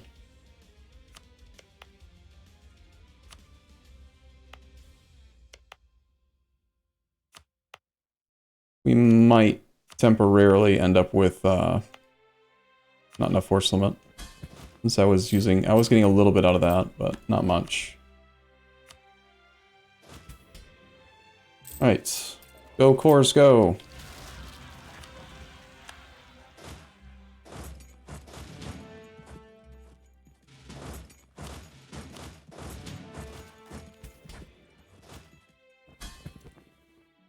What about here? 35% in Anatolia. Fine. 35 in Crimea. Yeah, the one node's not going to be enough. We should integrate Crimea. I don't really think there's much reason to keep him. How are we doing on governing capacity? Got plenty of space.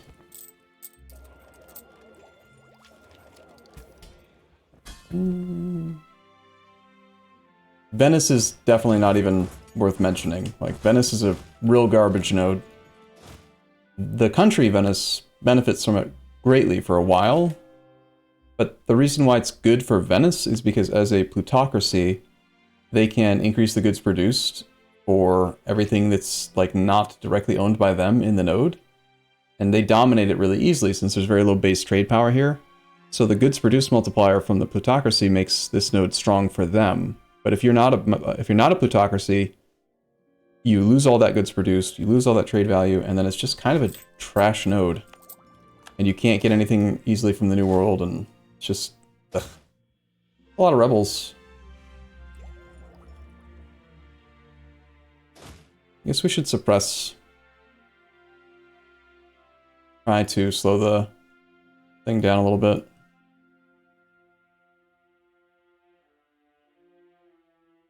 Have one of the stacks over here maybe project some suppression through the whole thing.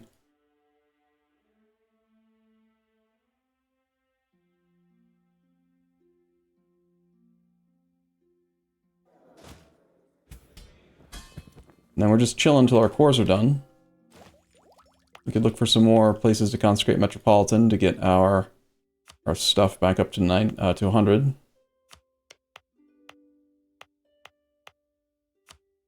Like so.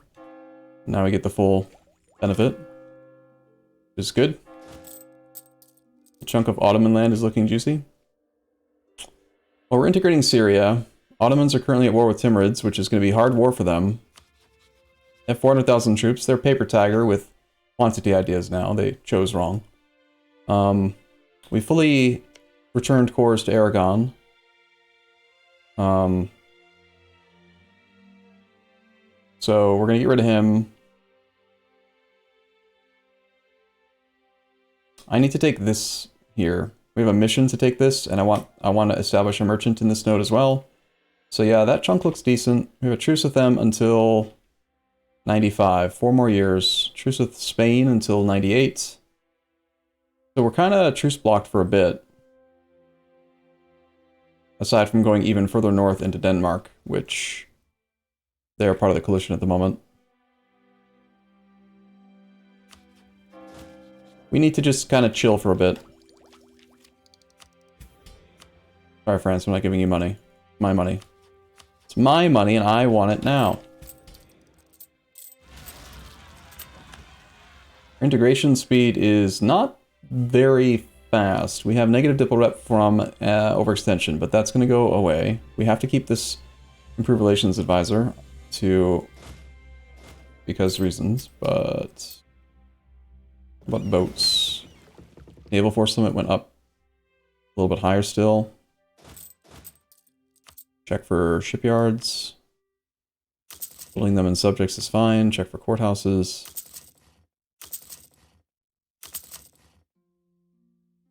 Workshops are fine. Docks are bad. We should delete any dock we find.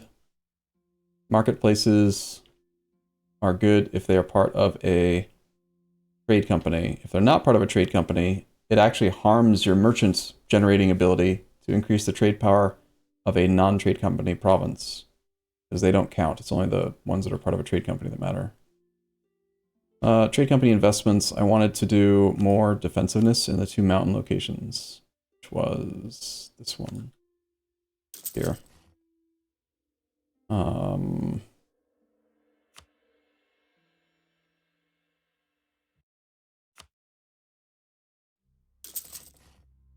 I think we can just build this, like, everywhere.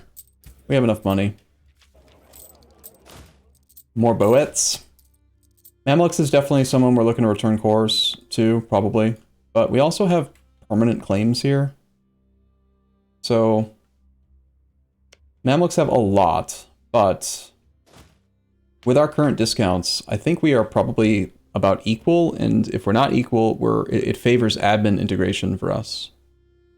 It's more aggressive expansion, but here, where's core cost reduction? We have minus 50, plus 25 on permanent claims, so it's 50 and 25, plus 10% from all power costs, and then also 5% admin efficiency. So we're paying very little on admin. For Diplo integration, we don't get the permanent claims.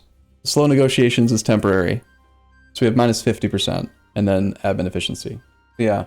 If the game's going to give us missions with permanent claims in the same area, I think we take the direct annexation route. Also, there's another thing to consider.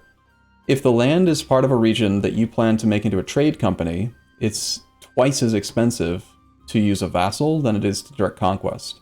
Because trade companies are not states, and we only have to pay half of the cost, which even further makes it better to go for direct conquest. Italy is a kingdom? I'm pretty sure we're an empire. Yeah. I think you become an empire when you form Italy. Or did I think maybe I clicked the button. Yeah, you might be right.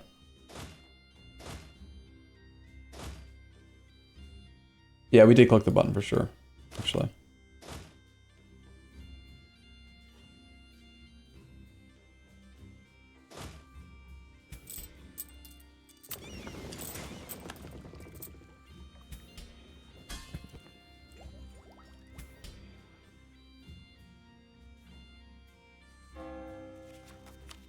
We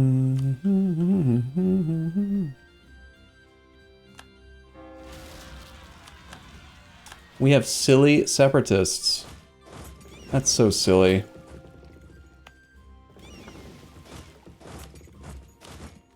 Oh, they rebelled right on us, huh?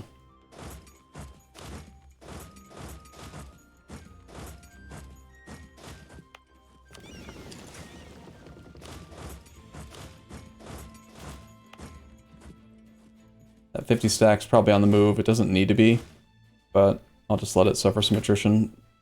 Actually, it will keep going there even if the army gets put down. March it back.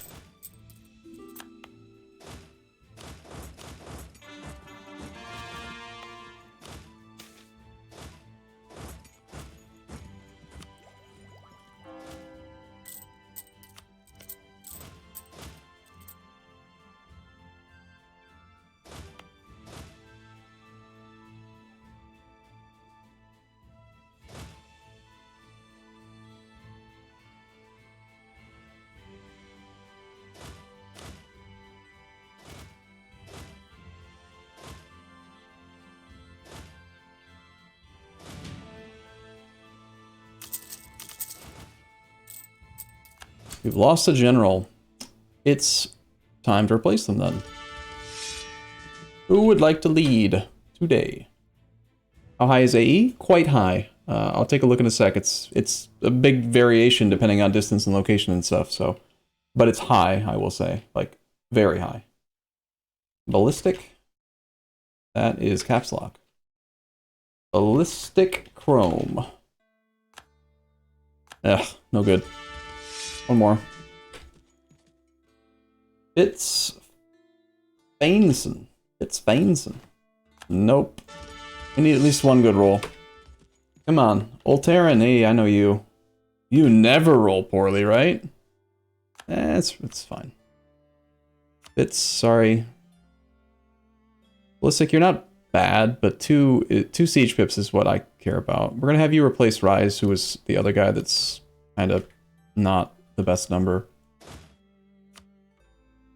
Let's find the stack.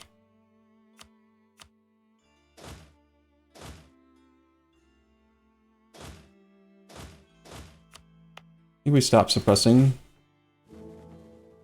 Oops.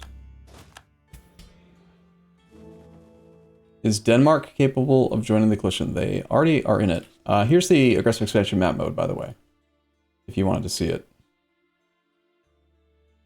So, I feel like the aggressive expansion map mode is difficult to parse. More difficult now than it used to be. They've kind of like tried to improve it multiple times, but it shares this, it's part of the truce map mode. So, like, the colors, Duke. The colors. What do they mean? You know? Red means they're in the coalition. Okay? But it also shows dashed truce lines and stuff, and it's just confusing. It's confusing to me. But there's the map, okay? We are very, very good at bringing back AE. 4 per year, and that's while we're overextended. Without being overextended, it's even faster. We can get it all the way up to like almost 5 per year, which is kind of outrageous, actually.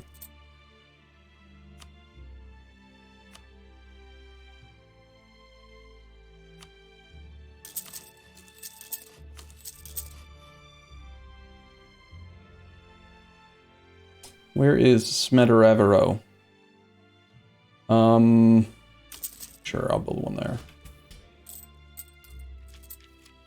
Looks like I might need to reload the save now that we are done with our war and the Ottomans are off fighting someone else. Like, it would be great to have the game run clean and crisp and nice again.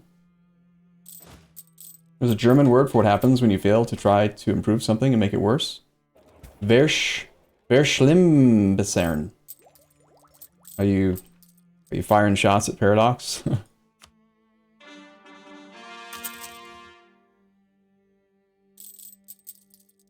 What happened to that guy that was in chat a lot before? Shots fired, or shots hired. where his name was like an inverted version of shots fired. Can someone go check out his house and like see if he's okay? I haven't seen him in a while.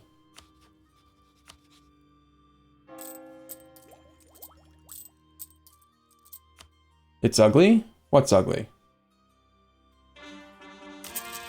Did you just, like, did you just border shame our country? Are you going there? Are you sure? That's kind of, I don't know how I feel about that. These borders are perfect. These borders are perfect.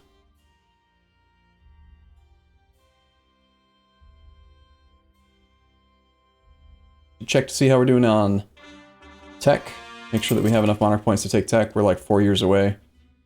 We are, once you get to 100 innovativeness, you don't really need to care about being, like, it's okay to fall behind here and there. It's whatever. I generally try to avoid paying ahead of time penalties if possible because they're bad and dumb and you shouldn't pay them. But, okay, that's all the marketplaces. Next we'll do courthouses. See how close we got to gaining a merchant. 41% in Pest. That one might be worth trying to run promote investments. After the marketplaces are done, it might be enough. If it's not, we'll just get it in the future. And that's fine too.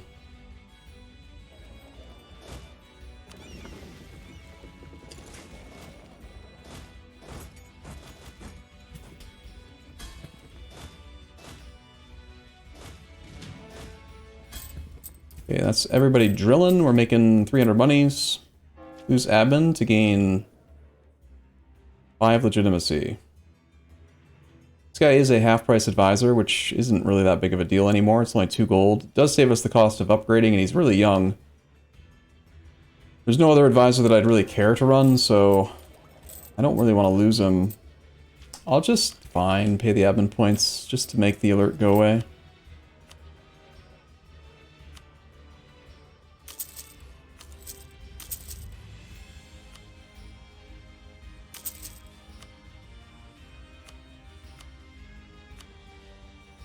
We don't have a lot of barracks. We could have more.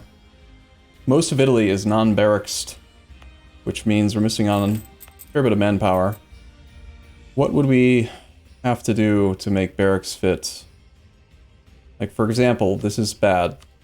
Siena currently has a naval battery, which is the tier 2 version, but we don't have a barracks here.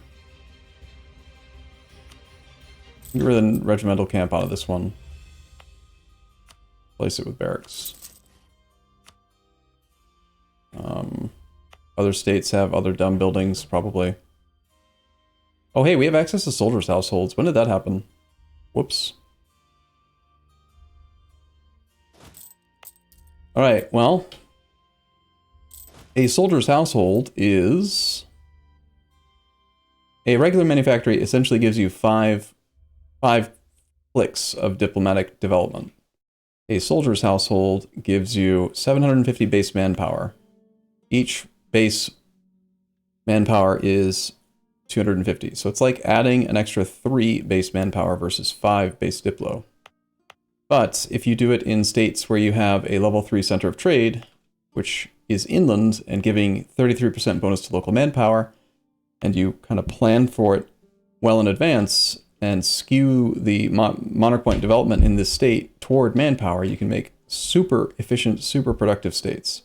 We could delete the farm estate and lose a little bit of money in order to get even more manpower. We're already doing that in the form of running edicts to increase manpower. So if we're willing to do this, we should be willing to consider deleting base goods, base production for manpower. Yes? Another consideration is we could theoretically expand infrastructure to increase manufacturing slots and run both.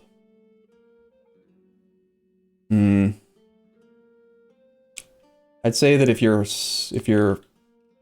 talking about the capital state, it's probably more justifiable. Anything that's not the capital state, I'm not sure it would ever be worth it. In this case, it would cost us like 75 governing capacity just to add 5 buildings. I think you just trade the money. Sunni zealots are apparently enforcing their demands because our subject is an idiot and he won't put them down. Smart.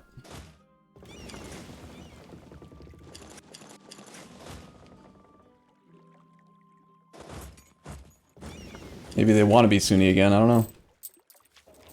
Grain farm estates aren't that valuable anyway. Yeah, I mean, I kind of don't really pay too much attention to specific trade goods unless I'm trying to pick up a bonus, because it's still goods produced, it's still valuable. Like, grain is one of the least valuable ones, but you've also got to consider that we spent 2,500 ducats to build them, and they helped us to get where we are, so in this case, I think we are better off deleting them and then building new ones. Like I said, but he has an army, he's just like not willing to do anything with it.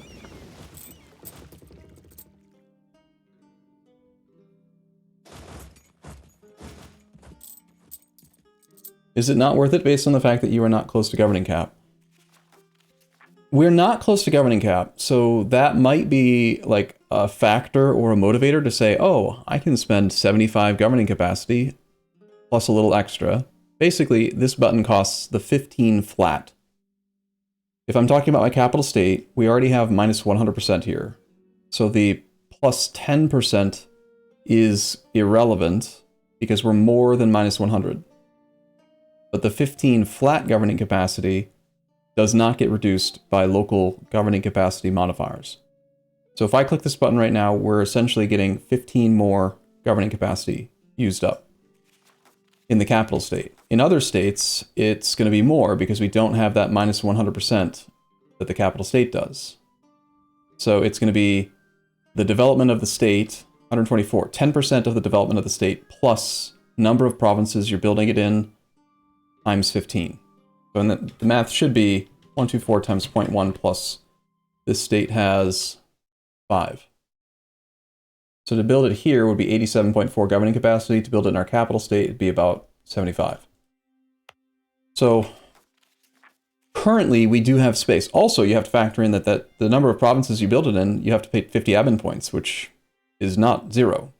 So that's 250 admin points to do this. That's a lot. It's a lot of admin points. And yeah, that's a lot. Why is there a chair? Because Pancake likes to sit on it sometimes, and he's here with me. I think we can make the rebels go away if we suppress a little bit more.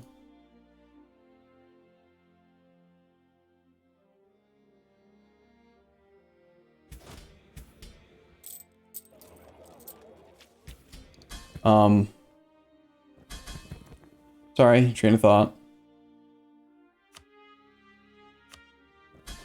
What was I saying? So, 75 governing capacity. Okay, it could be a motivator. Oh, we have space. But how long do you think we're really going to have space? Like, do you think there's really any reasonable chance that I'm not going to be at the governing capacity for a long period of time? Like, we're gonna hit it, obviously. And then it's going to be a problem again. So if that's going to happen, if it's guaranteed to be a problem again, and then we're going to have to, like, delete more churches, like, try to find other ways to reduce governing capacity, then the question is this the most useful thing to spend governing capacity on? A little bit of manpower and a little bit of money. It's just better in my head to delete the money and take the manpower. Again, same logic as the edict. If I'm willing to run a state edict and triple the state maintenance to increase manpower by 25%, that's no real different than just not having a money manufactory and instead having a manpower manufactory. I'm pretty sure that 15 governing capacity spent on 15 development in a new trade company or even in a new state is going to be much better than 15 governing capacity spent on a manufactory. The one exception is if you have a good trade good, like cloth, for example. We did do it here. We have a state house and a textile manufactory. I think doing that click to be able to build a state house is worth it. But doing the click to build a soldier's household, I'm not so sure.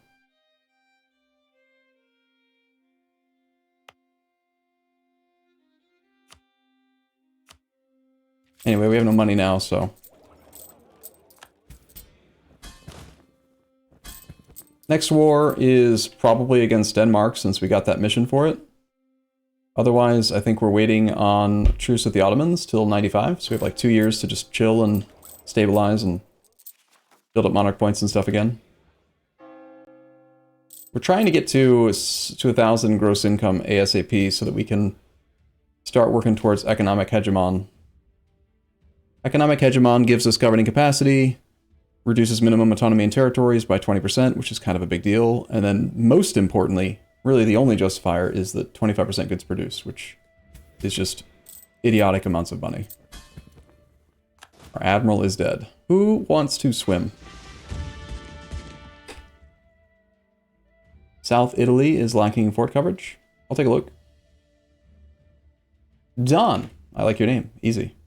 You know, Don, every time... Oh, nice. Form maneuver. Every time you're in chat, you make it so that whenever anyone says the word don't, it's like a link to your name, even though it's like part of a word. So, you're a troublemaker. Lacking forts in South Italy. These two, you mean? Abruzzi should have a fort.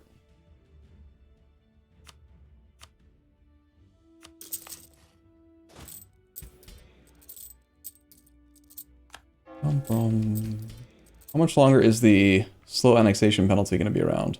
Any chance that actually goes away before we finish integrating? 7 years? If we slow down our integration speed somehow, we can save integration cost. I could save like 1,300 something. Wow, look at that. Morocco is beating Spain. Pathetic. Probably not going to worry about it. Like, we could try, but I'd have to raise his liberty desire and like pause the integration. If I were min-maxing a world conquest, I'd probably do it, but for just hanging out and playing games, I don't think I care enough. Do you guys care? Do you want to do it? I don't want to do it. Seems like work. Work is dumb. Barracks. Calabria can have a barracks. Barracks are generally worth it. One of the more important buildings. Not in, like, trade company land, though.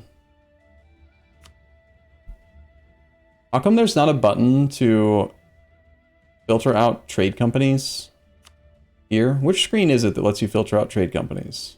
The missionary screen. No. Which one? There is one. Here. Development map mode.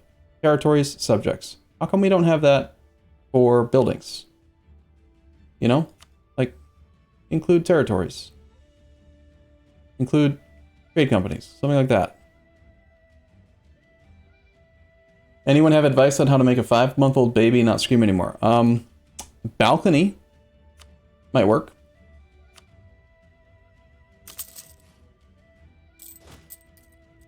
Have you considered? I mean, do you want legitimate options, or do you want to consider all options? Because technically, it is an option. It's not a good option, and you shouldn't do it, but to deny that it's an option is a perversion of logic. It is an option. As my philosopher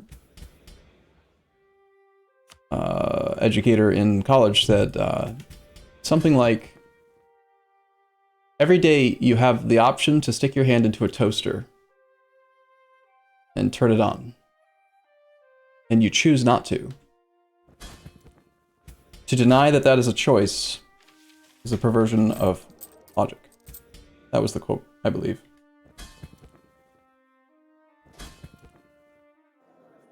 I've never chosen to do that. Why is Spain almost fully occupied? Because they deleted all their forts. They just have a level 1 capital. Morocco is right here. And they have 156,000 troops, but they're probably just all out here somewhere. This reminds me, we should probably steal maps because we're part of a different tech group. So we're not going to get maps from the Westerners until like 100 years after their discovery, which is already kind of evident and annoying that we don't see stuff. So, where can we make more money? Why aren't we making more money? Lubeck, Novgorod, Sevilla. We're pulling out only 7% from here. We need to pull more money from here. I want to take clay from Spain.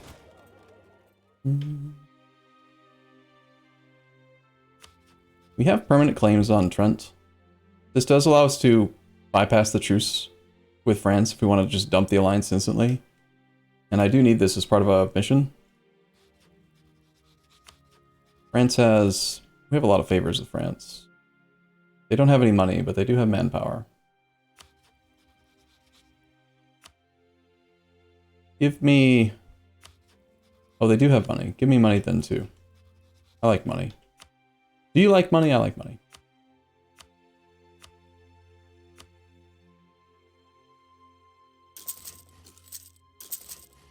Best thing about trade company investments is that you don't have to worry about building slots at all. So you're never having to make the opportunity cost decision. Do you want to make this building or this building? It's just a very simple, do you have enough money to afford it or don't you? I like that. I do remember Westernization. I actually quite liked... we've been rivaled by Russia. Unsurprising. I quite liked the protectorate system back then. Westernization was kind of a part of it, but I liked protectorates. I can't remember why I liked them, but I know I liked them.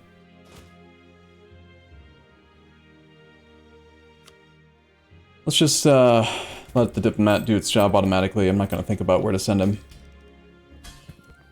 Only having one diplomat certainly does slow things down. Why aren't you drilling? You're supposed to be drilling. That is 272,000 troops actively drilling with 8 generals. Kinda nice. We probably should scootage Syria so that he doesn't get full occupied like he did in the last war. Also, I think I'm going to scootage Crimea. We're probably going to integrate. I'm going to scootage them all. We're going to integrate pretty much everyone. Circassia, you don't really need to exist. You have 1 core. I just get rid of him. Get rid of that subject. Get done with it. I could technically get rid of strong duchies now. The extra relationship slots are generally useful, but not as valuable now. Going from 4 to 6 relations is much, much more significant than going from 6 to 8.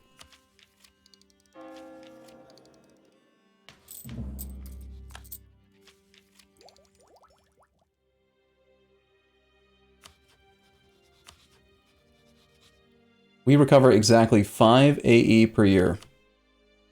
150% improved relations. Pretty good.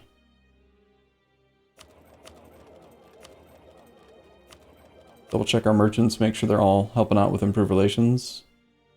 I'm not doing that in Tunis. Double check merchant locations. Least effective merchant is the one in Champagne, possibly, but it'd still be there. Instead of collecting in Genoa and making an extra 10% of 188, so for like 19 ducats, I could sacrifice, move the merchant in up here to help reduce aggressive expansion. Would you trade 19 money per month, roughly, to help control a coalition? We have 96% control in Venice, and Silly is making 17 gold a month out of it. That is hilarious. We would lose money to collect here, I'm almost positive. It's too big of a penalty on global trade power. That money's going to Constantinople. No one's steering from here? One person. Byzantium says they are. They're increasing outgoing value by 5.4. Huh. 20 ducats. Yeah, I think it is. I think it is probably better. Let's steer from here. That should affect a good number of countries, and then also we can help direct money toward Champagne, where we theoretically can get some of that 20 ducats back.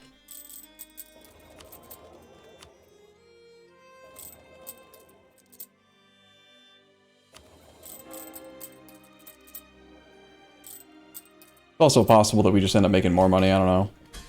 Technically, we gain another 5%, no, 10% trade power in this node because 10% trade power multiplier because we weren't using maximize profit, we were using this one. So the extra transferring merchant is another 10%. It's fine, we make enough money. 300 net is okay. An acceptable number. We can offer knowledge to 2 countries, says the game. Anisa and Circassia. I think it is time to get rid of Circassia. We're also allied to Ethiopia, I'm not sure why. Two countries would accept transfer trade requests that would not benefit us in any way. Okay, any countries want to give us trade steering that would actually matter to us? Mamluks, Württemberg, these don't matter. Really no reason to do it. We can ask politely for maps and people will give it to us. I don't mind losing a little bit of prestige for that. Not too much though. Arabia. Caribbeans. 63 provinces. Horn of Africa. Maghreb. Nah. What else can we do? Any clicks that matter?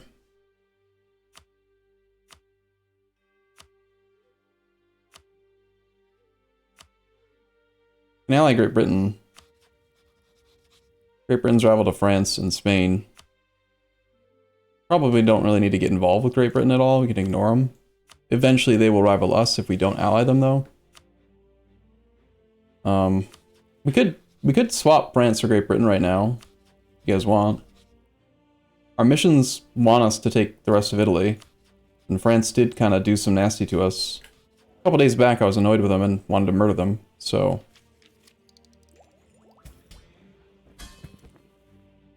Maybe? I think for now we integrate Circassia, get them gone. We cook declare war on kebab. We can't do it until December of 95. We have almost 2 full years until it's time to do that. We probably are losing force limit with these integrations, so we'll see. Maybe I shouldn't have trained so many infantry. The Parthenon can be upgraded. Parthenon is potentially relevant if we integrate Byzantium, because it does have the yearly corruption, which is not a big deal. But the advisor costs help when you are dealing with little bits of inflation. We're not technically at 90%. And then also, like with the military advisor, I only have 64, 65%. If we got enough all advisor costs from other locations, we could theoretically turn off the advisor cost discounts from these other estates right here. And that would allow us to potentially run something else that's more valuable. I guess we will upgrade this. Do you have all the requirements to use Parthenon? Probably not right this second, but we can get them. I know this is one of the monuments that anyone can use. All of the following must be true. It has to be Greek, and it has to be an accepted culture. So we have to accept Greek. That's easy for us. We have accepted culture slots open. If we integrate them, just have to make sure to not immediately turn it all into trade companies. Accept the culture. And then you can actually make it into trade company after. You just have to accept it first. Why not keep Byzantium around for their mission claims? It's a good question. People have asked that multiple times the last few days. It's useful to save on diplo points for like big conquest, but If you're taking from a rival, then we basically have no cost for taking anything. We have minus 33, minus 50 from influence ideas, minus 10 from all power costs due to innovativeness. So generally it's like no diplo points to take anything from a rival. But the main reason is just that their permanent claims give them a 25% discount to their scoring cost. This is basically made up for by our Italian 25%. So it's like equal cost whether they do it or we do it. But also this land is probably going to be trade companied, so I don't really want to make him bigger and then pay diplo points to gain full cores that I'm not going to use. Right? Like I'm paying a lot more for the diplo integration. Yes, exactly. It's the fact that we have 25% core cost reduction in our national ideas that's skewing us towards this direction. We will not be able to vassalize Mamluks because we took one of their cores, Benghazi. We have negative 1,000. Owns Mamlukian cores. If they get full annex, we can release him out of Benghazi. If not, then again, we just talked about the exact same thing. This is land that we intend to conquer. We have permanent claims, so we don't really want to subject feed land that we're going to use to make trade companies. It's the same reason why vassals in India are kind of bad, but in this case it's right here.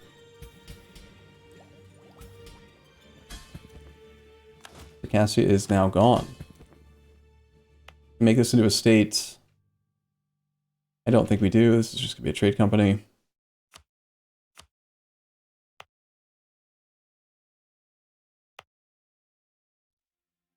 Is that really one of the first buildings that we have in that?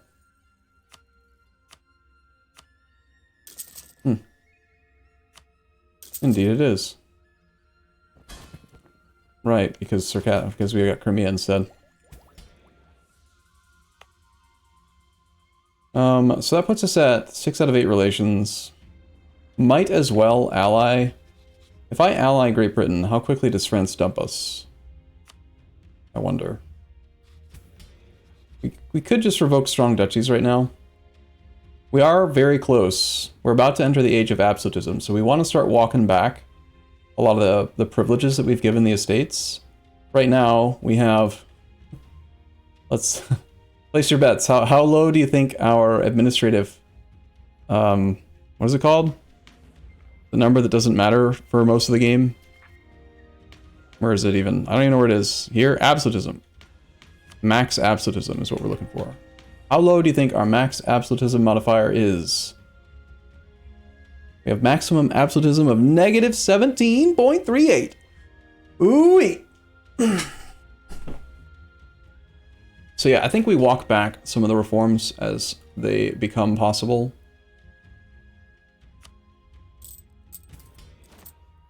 To revoke. It takes time, it takes loyalty from the estates to do this, so we should get started now. It's coming up in like 16 years. Max absolutism is now negative 7. Wow. Wow. I do want to do this war against Denmark. I'd rather not do it with the entire coalition. Denmark cannot really be made to quit the coalition, though. Let's go ahead and reload the save, just to see if anyone drops out of the coalition. And if we can potentially make game performance better, too. How do you make good money early in the campaign? Is it because of the innovative ideas? Yes, essentially. Innovative ideas does a number of things. It increases manpower, it increases monarch point efficiency because you will have more monarch points because you have all advisor costs minus 25 at the end of the idea group. You save 60 monarch points every tech in each category because of the 10% all tech cost reduction. You gain 50% more innovativeness, which means that you hit the innovativeness cap faster, which means that you save monarch points. What else? The fact that you have all advisor costs mean that you can run higher level advisors, so you generate more monarch points, which you can then use to efficiently develop. And development's very strong in this game.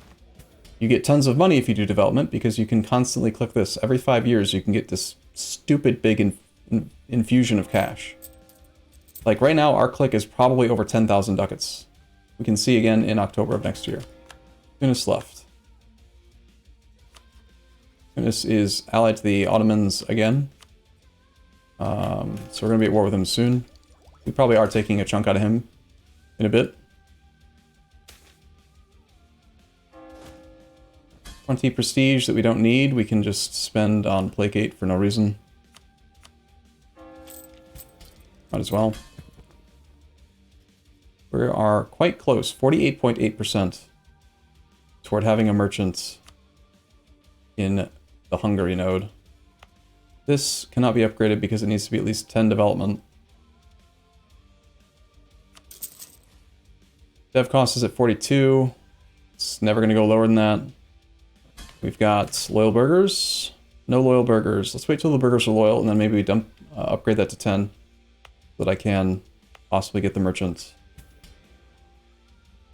Do we have any other centers of trade in the provinces we took? No.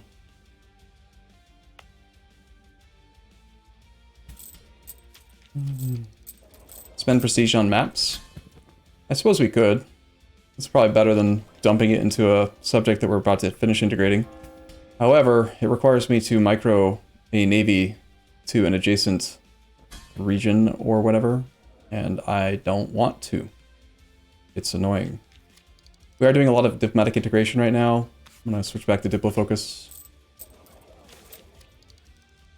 Lose stab or don't. I choose don't. Basically, whenever you're presented with the option to lose a resource that can be directly translated into monarch points, don't do it. Legitimacy is less valuable than stability because stability is monarch points. Technically, you can generate legitimacy from monarch points too, with strength in government, but that's dumb. And you usually should not do that click, because legitimacy is one of the easiest numbers to improve. It's super rare that legitimacy ever even matters.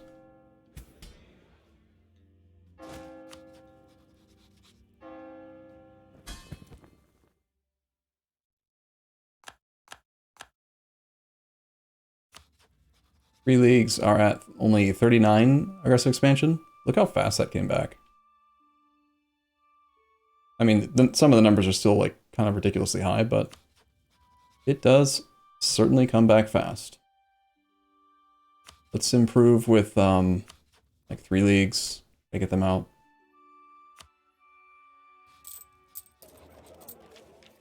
I'm fine with actually just chilling for a little bit here. We still have until December of 95. 6 more months.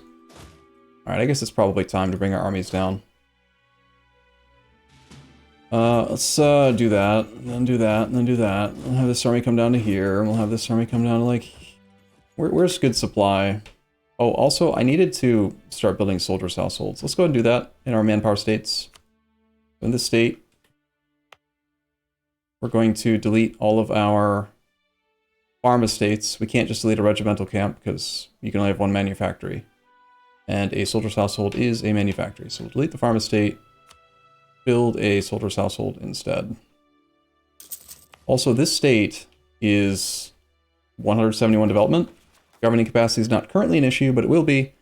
We should pre-plan and consider building a state house in this state, since it's one of our bigger overall states. We could sacrifice 1 soldier's household, or we could sacrifice 15 governing capacity plus 10% of the state number. And still, I think in a manpower state, I really do want to stack the manpower modifier. But we're also, you'll notice, probably never going to have to worry about manpower again. So maybe we don't worry about it.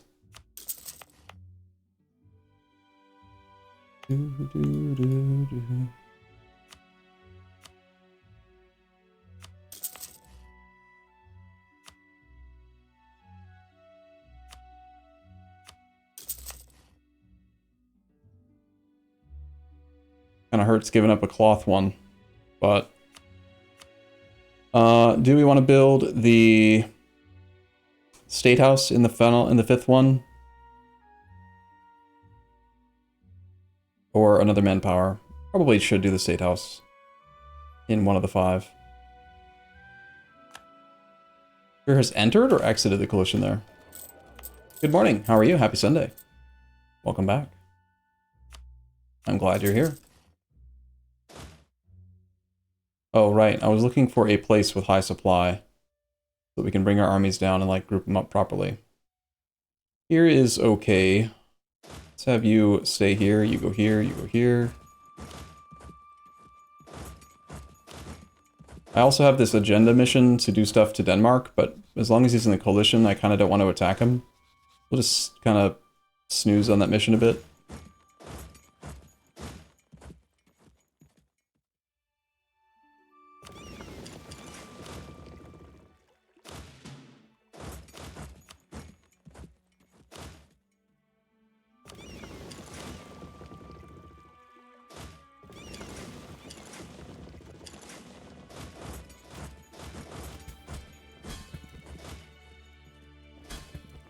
When we attack the Ottomans, we should have an army down here.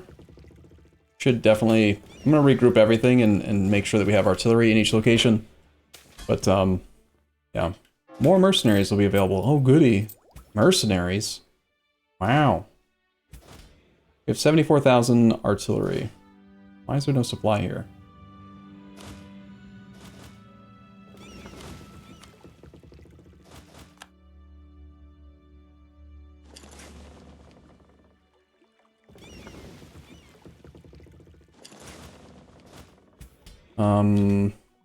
Shipyards?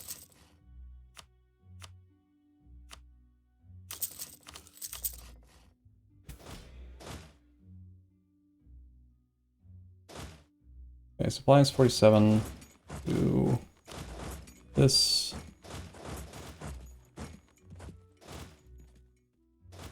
Basically, I want to have a single, like, 15015 down here with like half of a infantry reinforcement stack is the goal. So let's grab one.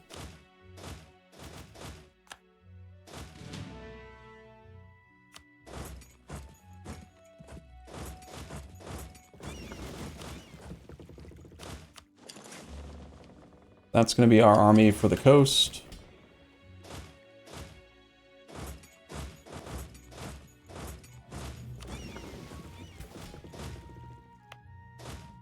And,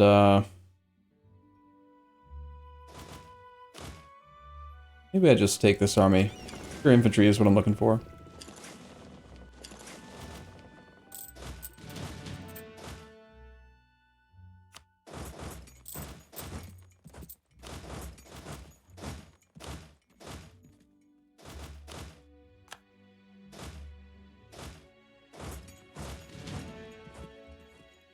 There's the reinforcement stack for that army.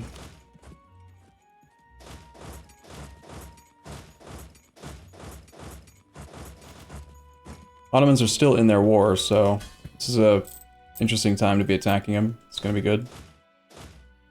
We should probably put one stack in Syria.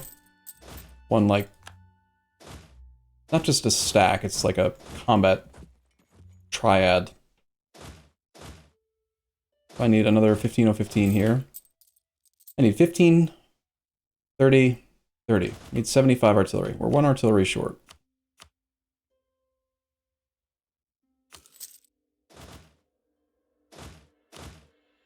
That 15015 can come join this. So, two 15015s plus a reinforcement stack. This is this area's army. And then here, grab you.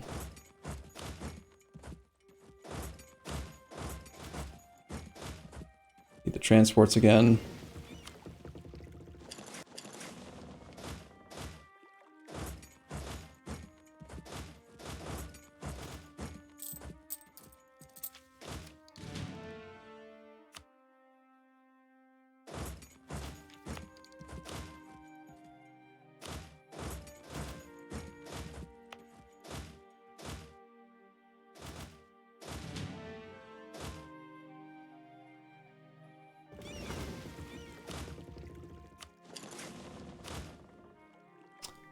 You can go to here. You can go to there.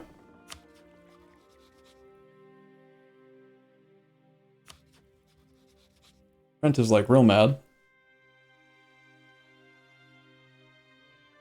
Brittany, Portugal might be able to get to leave the coalition. And this army is now just waiting on the artillery to complete, and then we will have our stacks ready to go. Must destroy Ottomans, their color is too similar. Indeed, it definitely is. Did I not tell the... I did not. It should come back.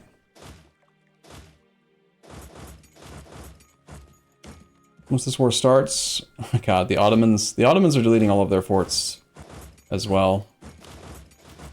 It's funny.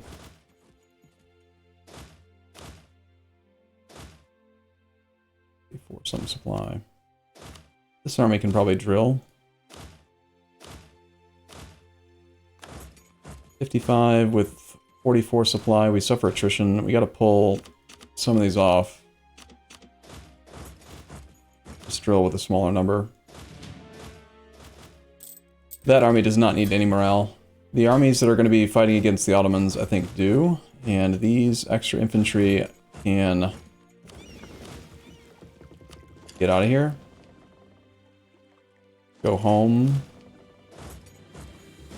We are going to have a pure infantry stack back home that just does nothing but drill.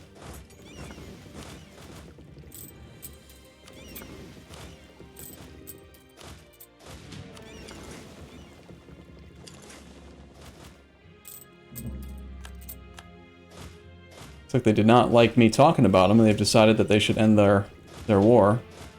That or they see my armies are coming and realize the threat. Look at that sale of tittles. Tittles! Do you guys like money? I kind of like money. You want to sell some tittles?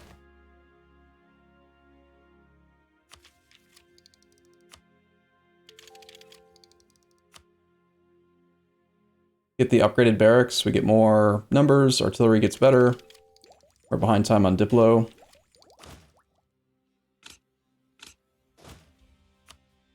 The barracks upgrade is okay, but you pay triple the price for double the effect. So it's not great. That being said, we will do it.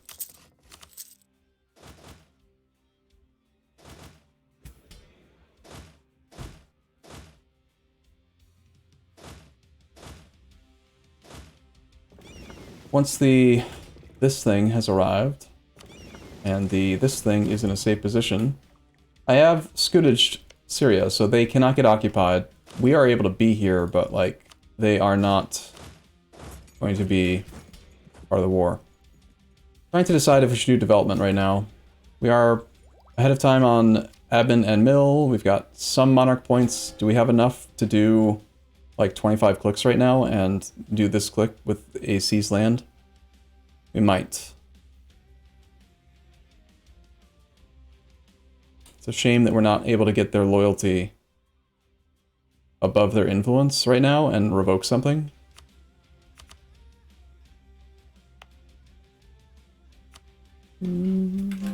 Considering switching back again from Icon and Nicholas. Why do you have so many forts in southern Italy? To keep our army tradition high. Fort ratio. I don't like building forts in flat terrain because it sucks and they're bad, but we need enough forts relative to our development to maintain fort ratio, and that's why. We're converting money into manpower, essentially. Army tradition is manpower. Army tradition gives morale of armies, it gives manpower recovery speed, it gives siege ability. All of those things translate into having more men, more manpower.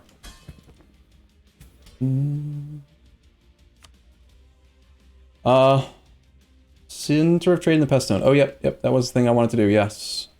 Yeah, I think that we will do a switch back to this. Double check that we don't have anywhere that we can consecrate again. One. And this one we can't do because they are non-accepted cultures. I think we might be out of locations to do this click. That's okay. We'll gain some new ones probably with Aragon getting integrated. And we don't have to be at 100% at all times.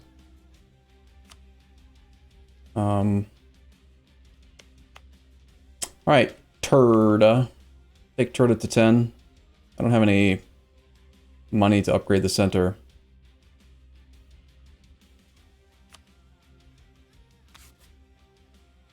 Doing manpower development, like the only type of development that you care about in centers of trade, or sorry, in trade companies is diplo development. So this feels real bad, but it gets us a merchant. I guess if you had to choose between admin and mill, mill is slightly better, but still horrible compared to the diplo value. Because this creates, you get decent production income out of trade companies. The penalty for production income is only half of the autonomy. For taxes, it's the full autonomy.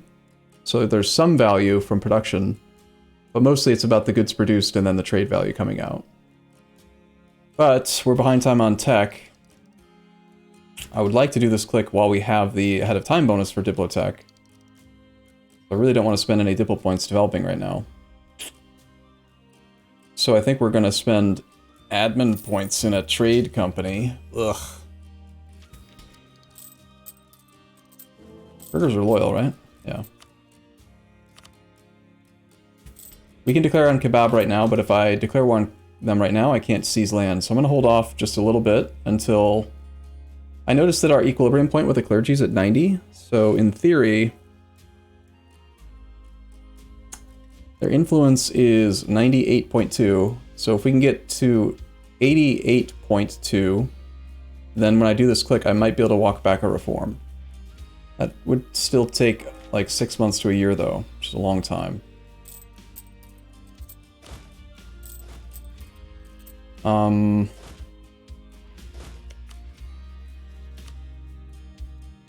Nice.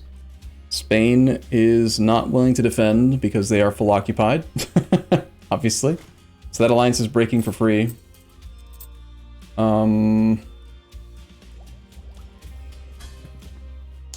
What's holding me back? There's a reason that I'm not wanting to declare right this second, and I can't remember what it is now. It's looking to do enough development.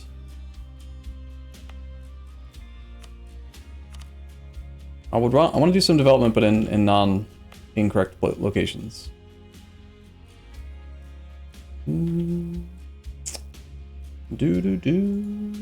Mantua is not part of a manpower state, but quite cheap, relatively speaking. At this point, things get a little bit more pricey to do.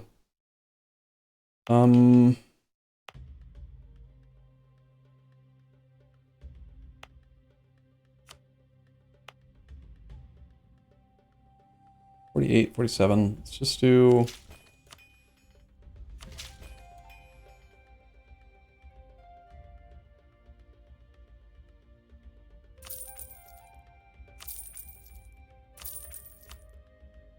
I'm gonna spread it out so that I can work on the manpower states. Our capital state is already like outrageously overdeveloped. We have 34, 37, 43, 29, like, it's just kind of silly numbers.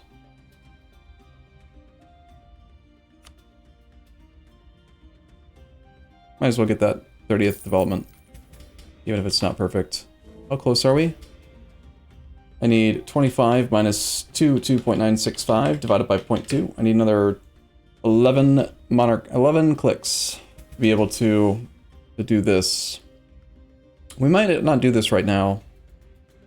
Or I might allow myself to go below 20% crown land temporarily. As long as it's not permanent, it's not a big deal. I don't actually have the monarch points to get to another 11 development right now. That means we might have time to get this clergy reform walked back. Then we just chill for a little bit. It's no big deal. We don't have to be stupid fast with our war decks.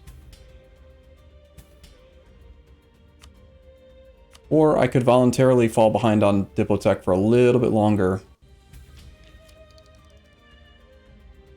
It will take quite a while since we're integrating. If I spend the 200 Diplo points and the admin points, I think we might be able to get what we need.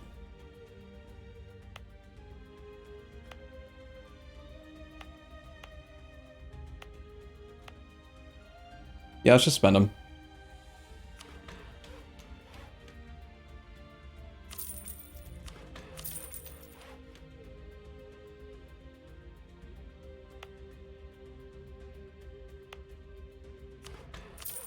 Take that to 30. I'd rather not spend Dipple points to develop that type of trade good, though. Paper good. Padova. Still wants me to develop in Padova. Like we are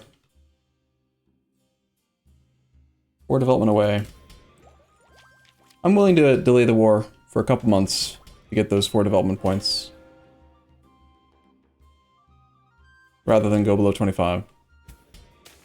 Our number got like 1,000 smaller. Damn it. Once again, we have to consider losing our guy.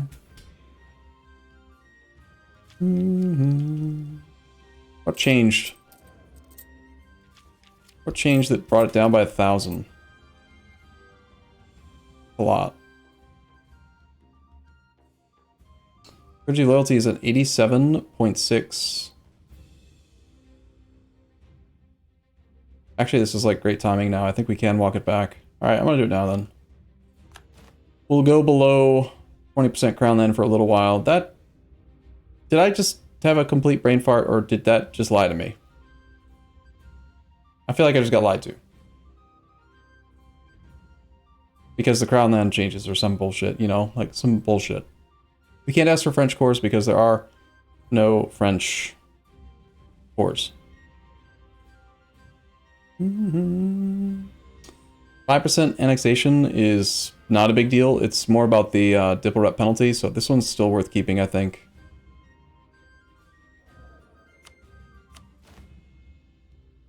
Let's take a theologian to level 5. Great projects can be upgraded.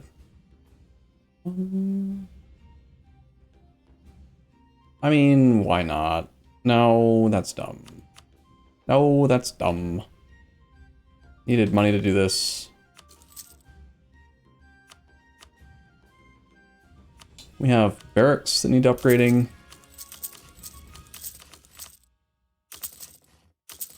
Whoops. Anywhere that it says 0, there's already an existing barracks, which makes it definitely worth it. I usually don't use training fields like on places that don't currently have one. I start by looking to see if the barracks make sense, and if the barrack makes sense, then obviously the training field will make sense. But using this one, sometimes it's like, oh, that's a big number, but it's not good.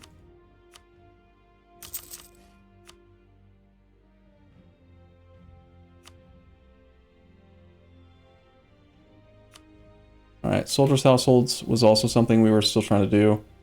We're going to do the same thing in these 2 states.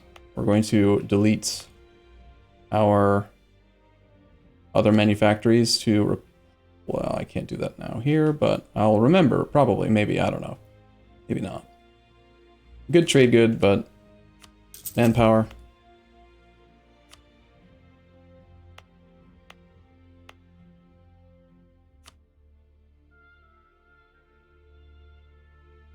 I don't get the refund now. Shoot. Planning. Planning is hard, okay? What do you want? What do you want from me? Huh? Alright, we'll save the rest of that money. Let's go ahead and seize land. And we can declare. Burghers will be happy soon enough that I can get crown land back above 20. Okay. Bum, ba, dum, bum. Why is it not good? Sorry, why is what not good? I was doing a lot of stuff there, and I'm not sure which one you mean now. Oh, do you mean the monument?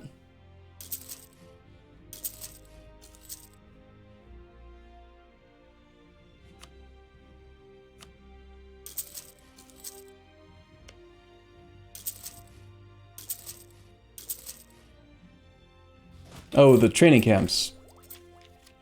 Generally, if a barracks doesn't look good, then the training camp is going to be far less efficient. Training camp costs 3 times as much and gives twice the benefit as a barracks. So it's less efficient than just building a barracks.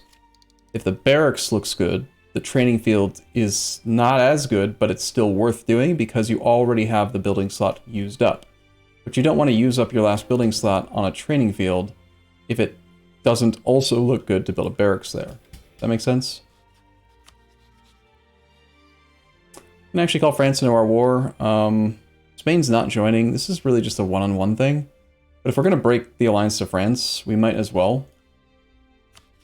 I think we can probably ally Great Britain without losing the alliance to France. We're gaining 2 relationship slots soon. Maybe we do it after the war. Flying him in is fine. Reconquest looks meh. We've got colonialism on...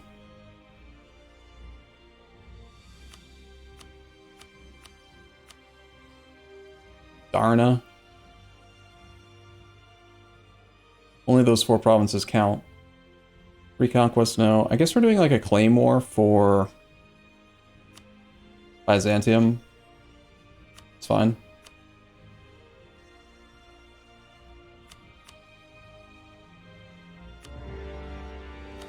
My fleet! Whoops.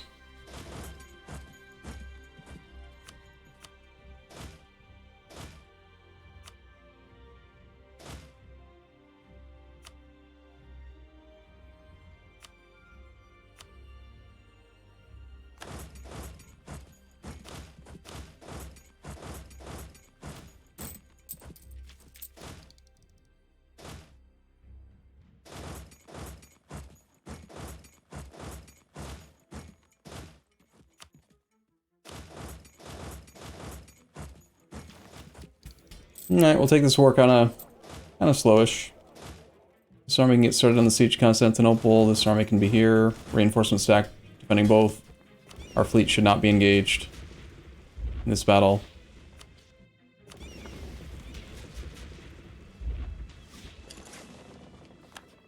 Only lost 4 ships, fortunately. Let's check to see if we can upgrade ships. We have apparently 170 obsolete ships. No. We have this many obsolete ships. 55. Well, they can just, like, chill for now. Check trade in Constantinople on Go Home During War. Okay. In Patriarch Authority, go up to 100 again, or don't. I choose to yes do. We have an unassigned merchant. That level 2 center of trade was enough, and we now have 51.6. Okay, so this merchant, next best merchant location is going to be probably based on our trade power in nodes or the value in the nodes. Novgorod doesn't help, Persia doesn't help, Sevilla no. I'm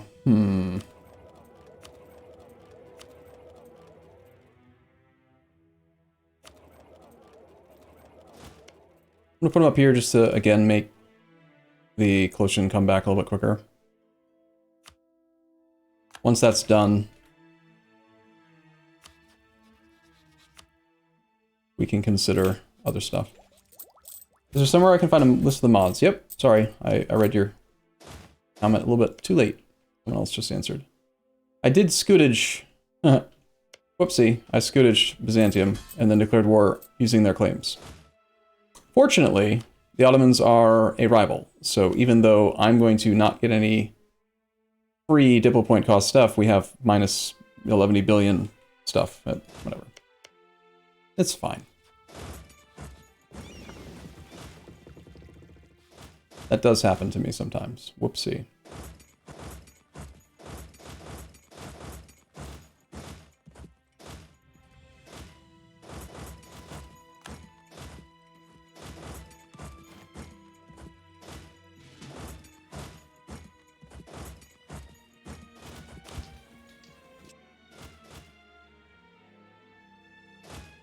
Okay, Tunis is going to be pretty easy to knock out.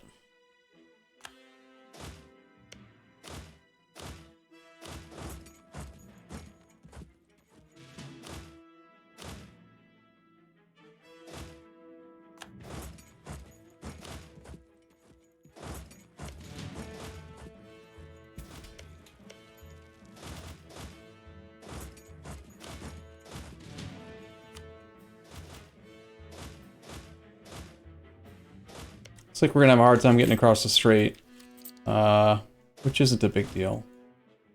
These armies don't need to stay that close to the stack. We could consider just sending this army north instead of trying to hold here. It's pretty reasonable, actually.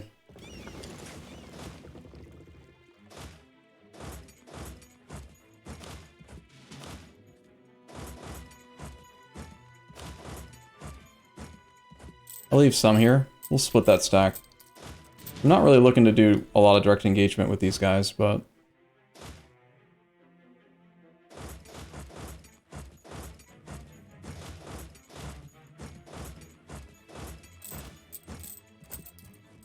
it will make the war a little bit quicker if we intentionally try to fight against the Ottoman army. Now that we're using like more of a kind of a combat focus against people who have no damn forts, like the Ottomans. They keep deleting them all.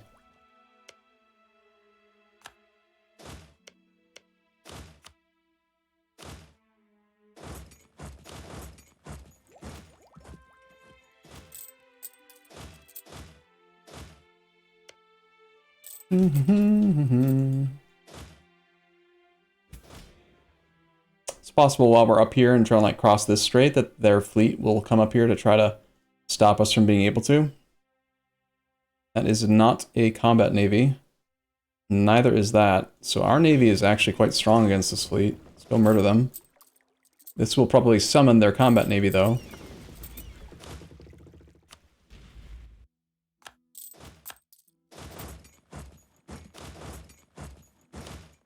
Let's grab a 6 maneuver general. And double check that we're leaving generals assigned to places that we might get caught out if I'm not paying attention.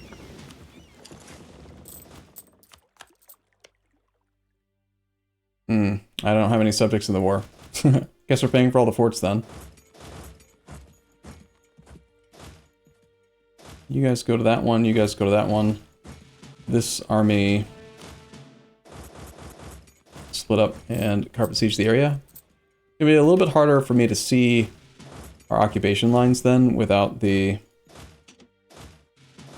subject to transfer to. I don't want to transfer to an AI though.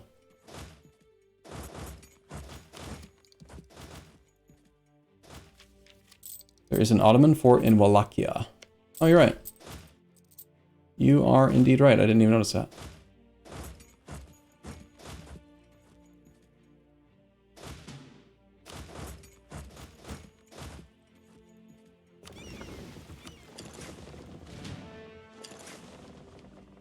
That is, again, not their combat navy. Combat navy has 34 heavies and 86 galleys. A lot of good it's doing them, right?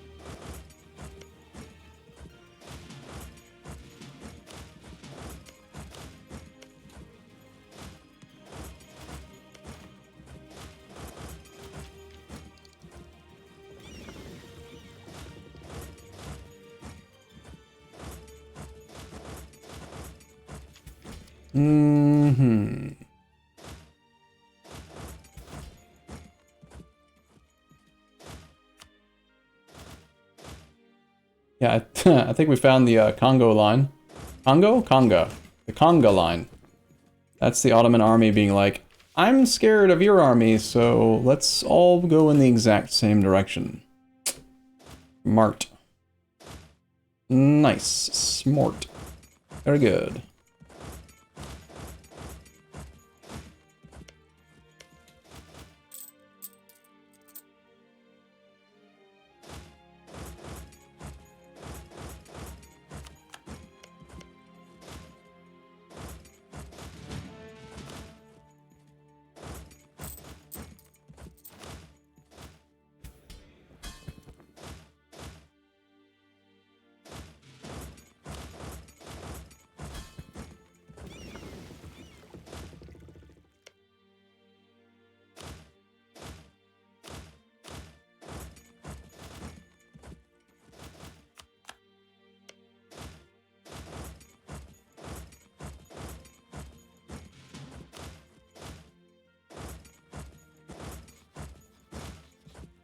Here, here, here. You go here. Okay, so we have 43 war score already. Hormuz, Aniza. We could knock out Aniza if we wanted to. I don't think I care to. Really, I just want to get done with, where? Oh, in a trade company? I don't care. I just want to get done with Tunis. Tunis first, then we worry about the other guy.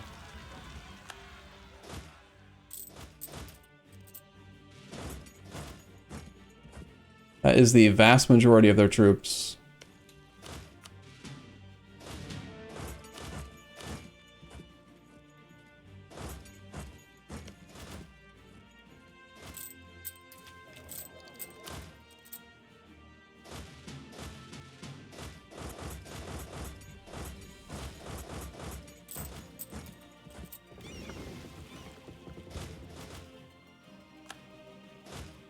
Looks like it might be safe to attempt to move in on the Trebizond fort. It's only a level 2 fort. Should fall fairly quick. There's just a lot of men over here. Every time I've tried to this campaign, he has stopped me, so...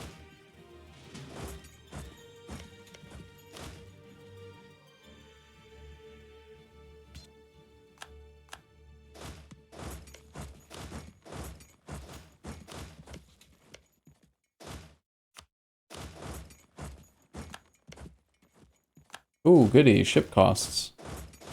That'll help.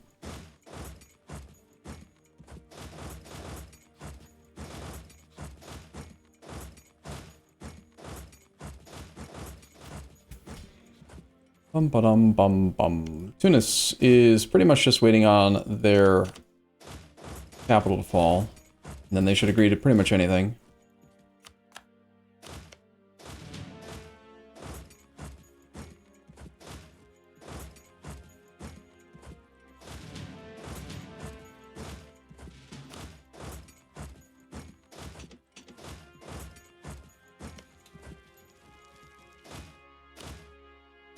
This is a gosh darn level 4 fort out here. Why is Tunis using level 4 forts?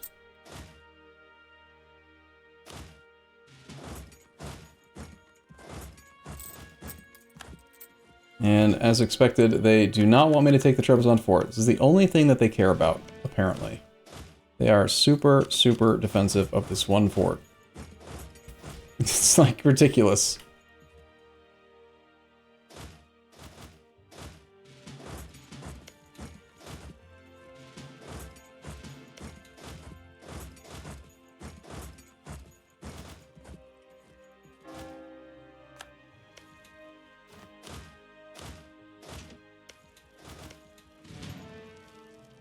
Spain just lost a horrible war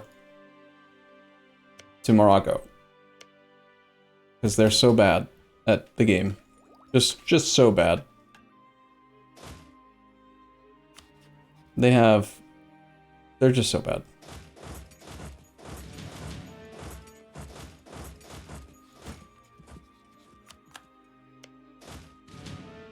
We did it! We did it! We did it! Hooray!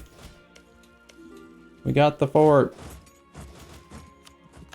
That's Fazan. So, okay, separate piece of Tunis is...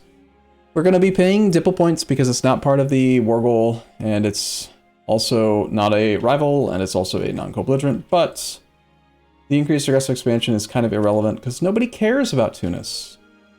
Tunis is kind of a dummy, as far as the rest of the world's concerned.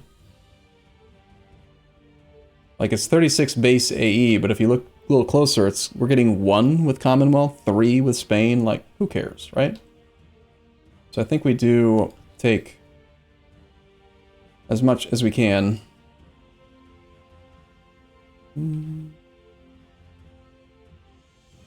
Start trying to build into this node might be better. Maybe focus on coastline. Followed by states. Maybe make the borders sort of pretty, if it makes Chad happy. He's not going to agree, it looks like, until we get that fort, though.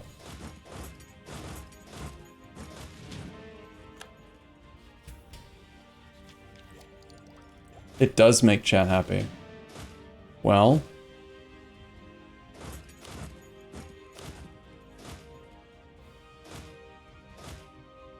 something's happened with my armies. I remember these are one unit. There's half of a stack. But this area is getting a little messy.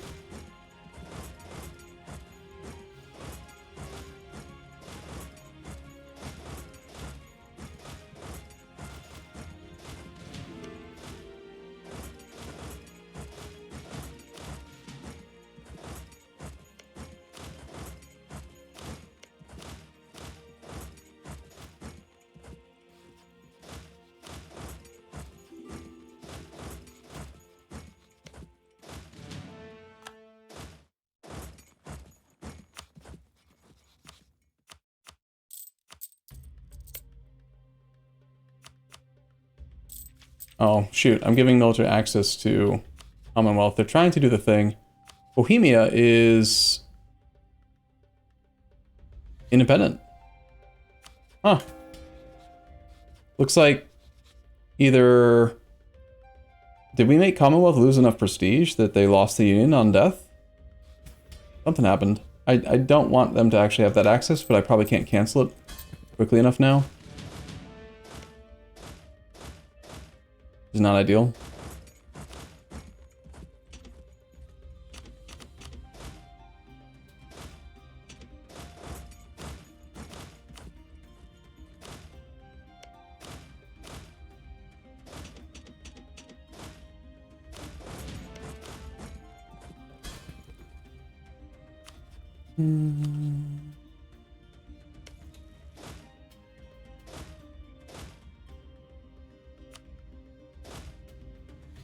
Get Tapes over there.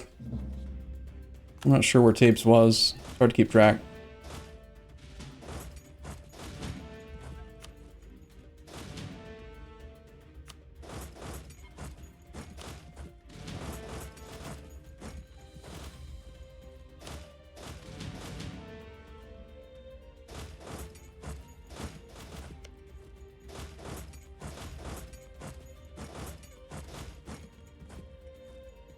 So much manpower. 170,000 is, I mean, it's just because our passive manpower has just continued to rise and rise and rise, and it's going to continue to. Look at that building. 4,600 max manpower from a single soldier's household here.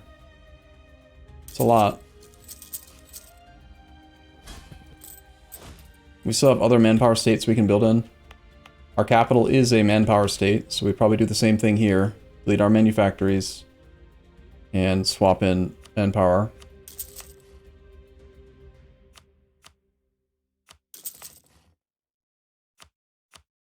Or maybe a better thing to have done would be to have never built the manufactories in the first place in those locations.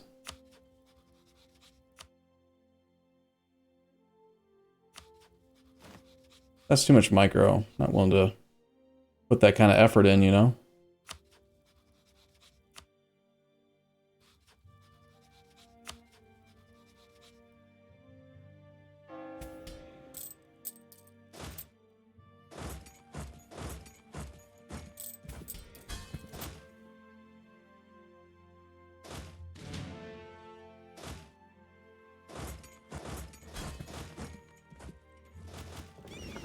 Still a fair bit to occupy down here. I doubt he has any forts in the area, though, so it's not like I need to occupy them.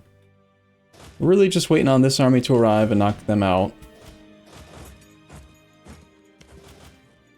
And then we can start looking at what we're going to do to the Ottomans.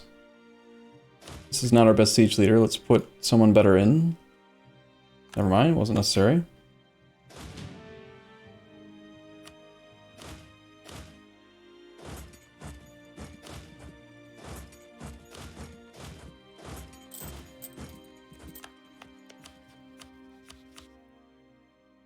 Wow. Even though we have them 100% occupied, they don't want to do it? Okay.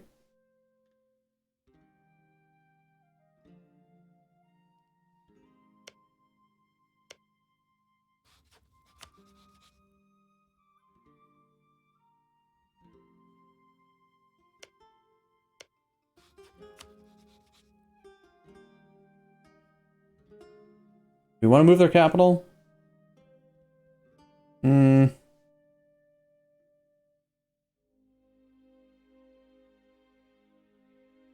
I don't know. Maybe go for that. It doesn't really matter, like, whether we do it in this war or the next war. It's just about,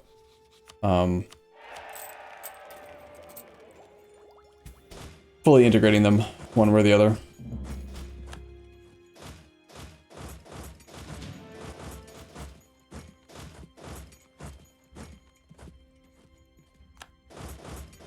Silly has entered the coalition against us. Why would they do that?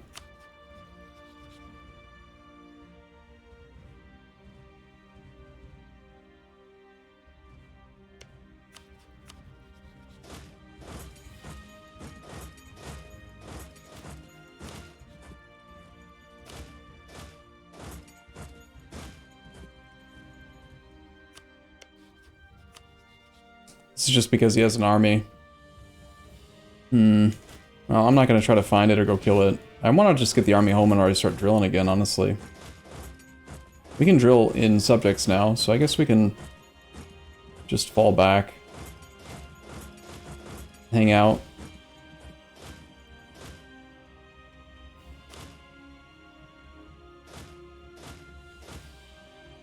I think these three belong together. And these two are part of back here and this.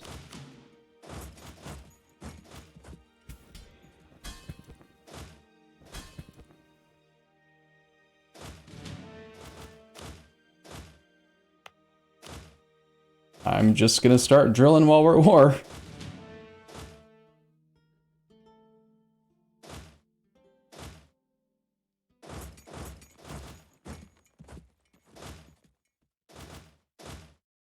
Summon the enemy. This will draw them to us. You'll see. It's gonna be great. Then we don't have to go hunt them. Tunis. Peace out, dude. Give me clay.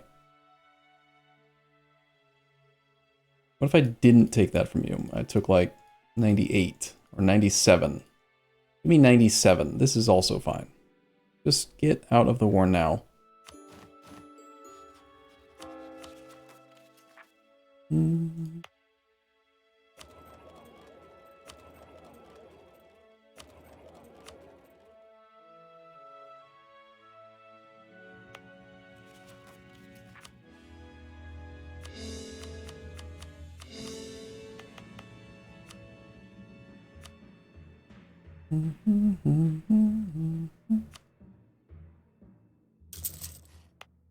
Siena has a lack of buildings. Got a little bit of everything. Courthouse is not strictly necessary in the capital state. I don't think we really need the naval battery anymore, though. Let's get rid of it. Build the soldier's household. So we had 4 manpower states because we had 4 merchants. I think Venice is the other one.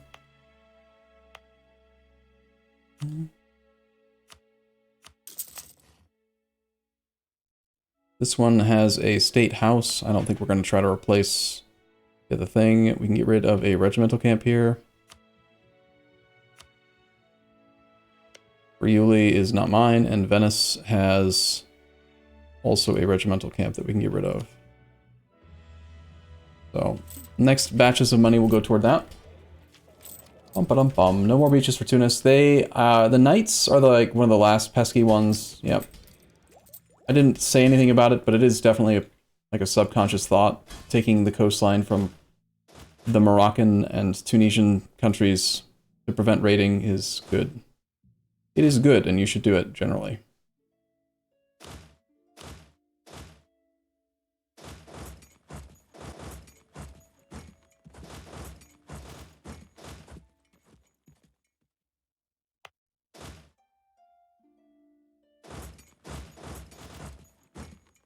Hunting down their army is kind of appealing to me right now. Wait, did we lose? Didn't we have like a 5th merchant temporarily? Yeah. And then it went away. Hold Only other thing we can do to try to get it... I need to do those last couple development clicks, don't I? We're not going to try to go for a level 3 center of trade in a trade company. But... Oh, I need forts here. I need forts in Trenton. Weapons manufacturing marketplace is good. Ah, shoot. There's just no building slots. Damn. Okay, this might need to be upgraded too. Ugh. Really nasty and expensive though. And it's using all of the wrong development. But I know I want a fort here. I guess I will delete the marketplace, rather.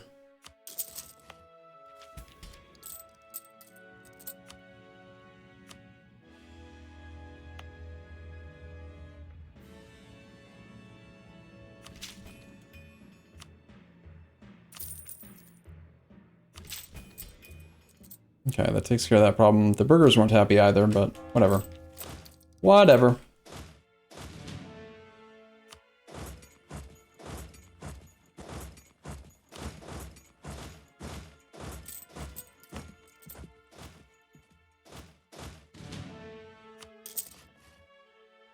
Excuse me, did you just build troops?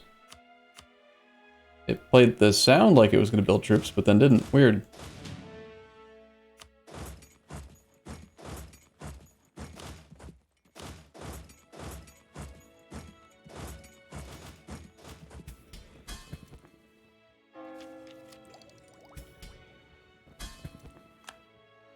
God, the Ottomans are weak.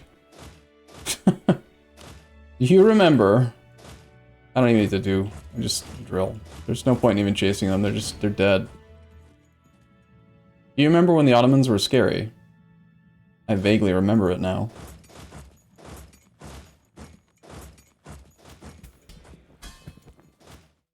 Bum.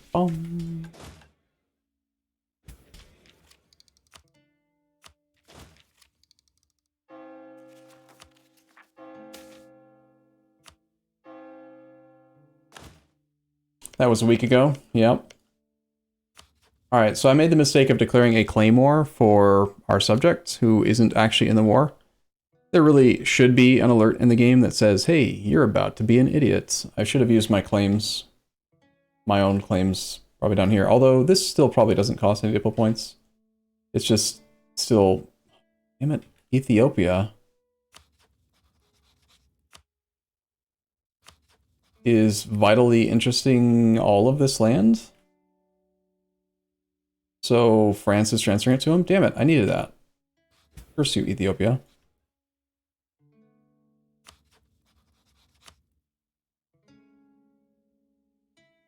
Well, I'm taking that. We're definitely cutting him in half, taking Suez. Are there any monuments? Monument. I think there are some monument. There's the Cairo monument, the Jerusalem monument. We are Christian. Probably works. Petra. I want Petra. Can I have Petra, please? Just, like, give me all of your clay. That's pretty good. 3 diplo points! Wow. They don't want to do it, chat. But if France occupies more stuff, I'm going to miss out on some more clay. Because I can't mark it as vital interest now.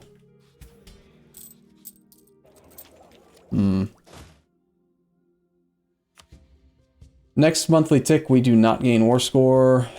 Their enthusiasm is not likely to change between this month and the next, so I probably should just walk back the demands by a little bit to ensure that we do get the land down here that I want. I don't need all of this. I do need Suez to block him off. I don't need Sinai.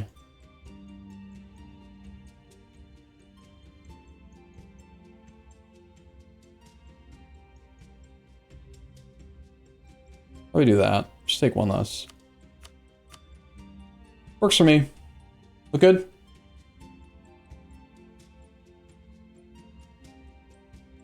Why don't you take the bottom ones? The bottom ones? I don't know, I'm just taking stuff. I want the monument. So we're getting Jerusalem Man and Cairo. I need Suez to block this path. I need Jerusalem and Man. Guess I don't need this one. Or that one. But that's a mountain. And I like mountains. They're pretty. Could do that and like take more coastline.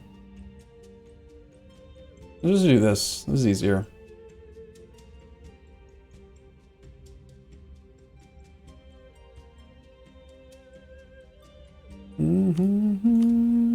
Seems fine.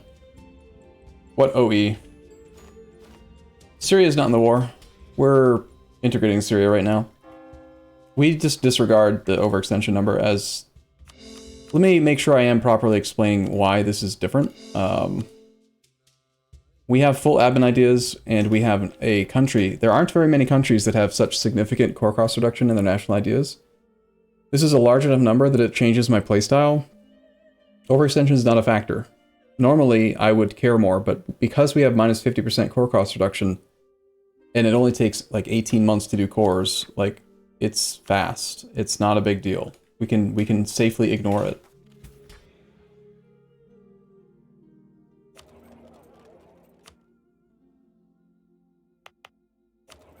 I recall this monument requiring, like, the culture to be accepted.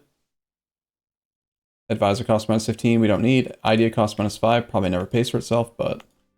What about these ones? We need to accept Syrian.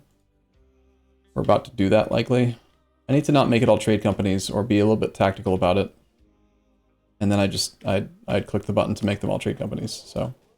Whoops. It's fine. It's fine. Nothing to worry about.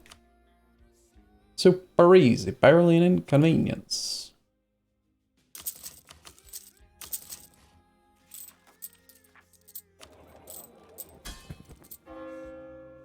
Yes.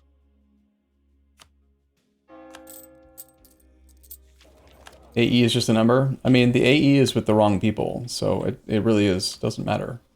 Like, once this gets put down, like, the coalition's basically non-existent. Like, this guy did not get... Well, he got a little. He got a little of the AE from that last war, but most people didn't.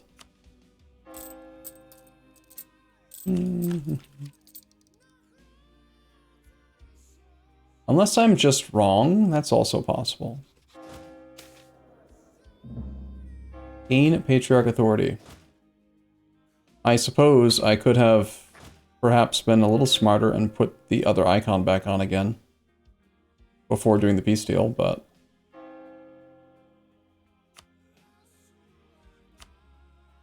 I'll just do it after the fact, and it'll be fine.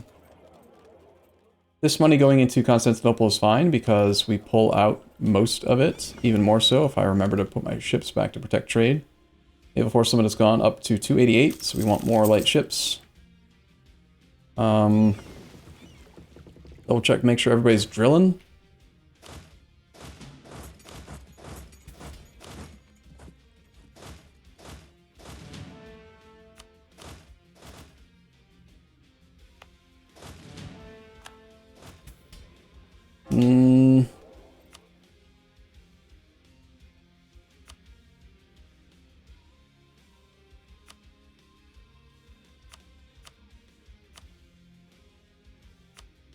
Wealth is going in the right direction in Crimea. Pest, we can't really get any benefit from.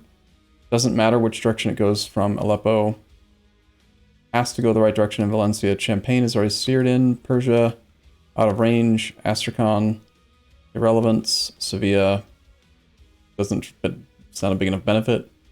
Looks like the next merchant is strictly like a money merchant. We're either putting them in Genoa for the extra 10% multiplier to trade income, or we're putting it somewhere to increase the multiplier from outgoing trade. I think we just dump this one in the capital again.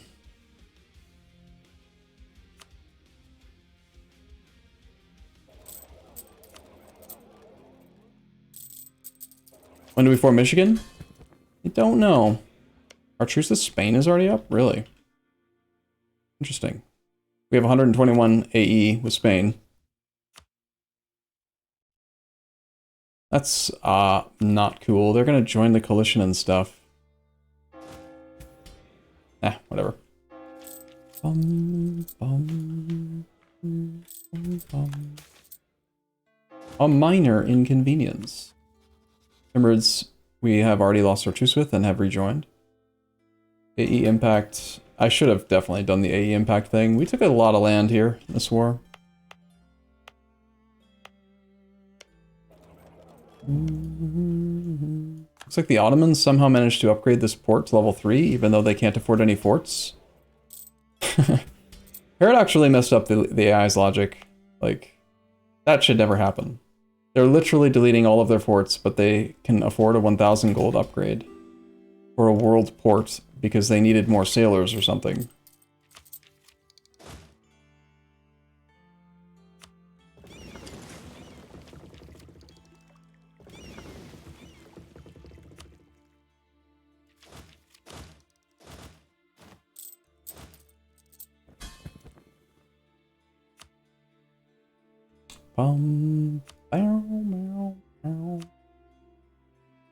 Our manpower is at 3,200 per month. We probably don't need to be running manpower edicts everywhere anymore. But in the manpower states, we should.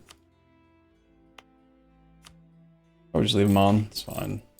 Like, we're not making money. We're not making money right now, but it's because we're a little overextended. Neapolitan separatists. That's a lot of unrest.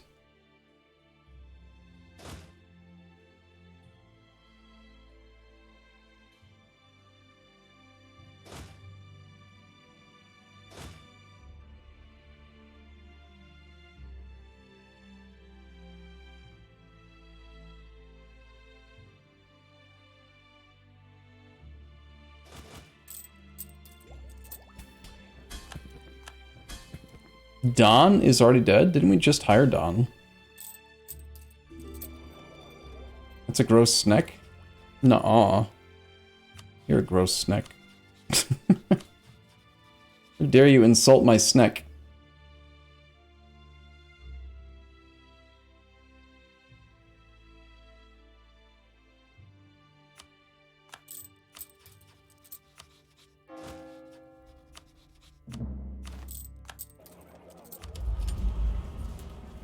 Second era in a row, we got literally every single Splendor bonus modifier thing we can get.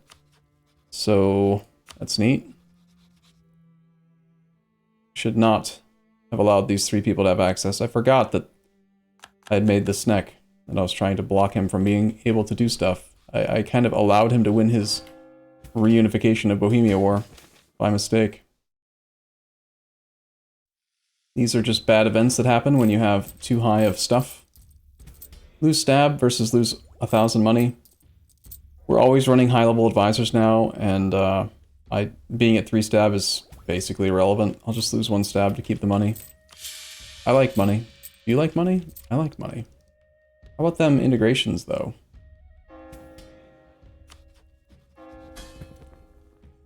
Did we embargo Russia? We did. We do not need to insult anyone.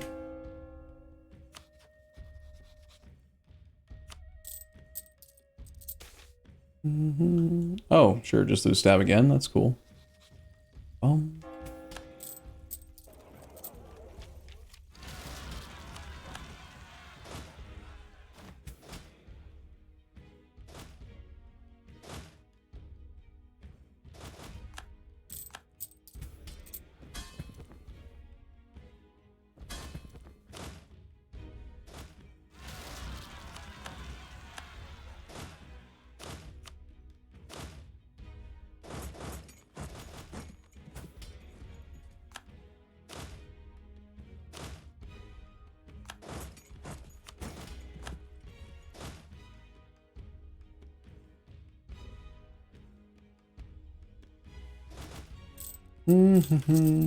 Can't start more cores until the first batch of cores are done, but we're almost through it. This isn't even that painful in the grand scheme of things.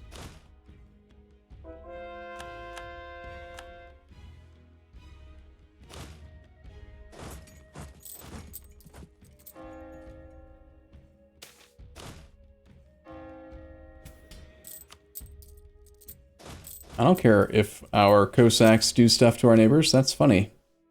I like it when they do that.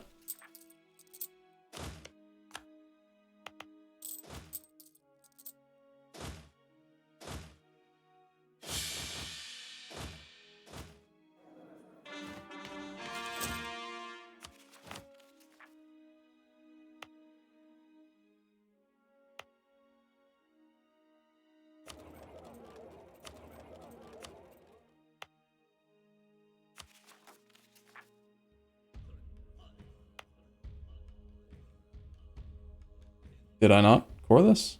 Ah, I did. In a weird way.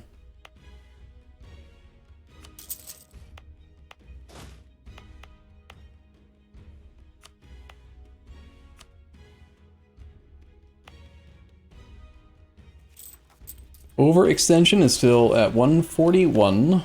Ottoman separatists have arrived.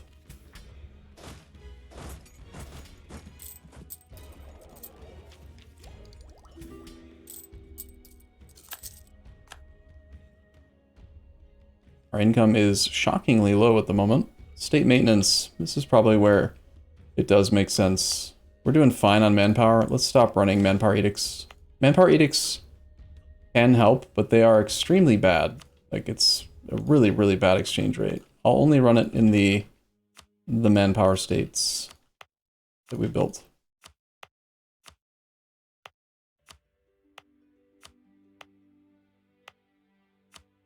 So 1, 2, 3, 4. No. We do run it here. Do we? Nah, let's not. I can't turn these other ones off yet, though.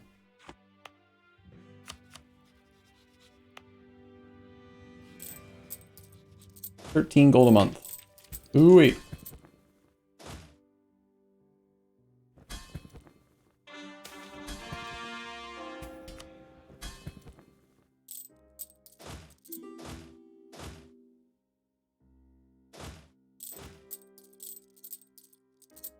What hotkey is it to pull up the selection list of edicts? If you click on a province, you can press the S key to swap back and forth. It works on both. You can just press it over and over again. So the sequence is just click SD if you use the Artemis UI mod, or if you use my keyboard shortcuts mod. So click SD, click is the sequence. Got our merchant back again. What is our current ranking in Great Power list? Very much first place. What is our current income? At the moment, because we're still overextended, it's very bad. Like, our fleet is awful, super awful at extricating this wealth. And so the Ottomans are making 140 money that they shouldn't, that we should be making. But as soon as the overextension is gone, and a reasonable amount, we're going to be there.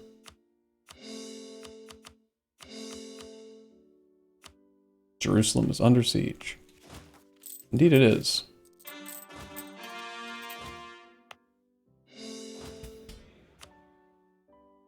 I should have raised autonomy, I forgot about that. Now they've all rebelled, so I guess we don't bother. We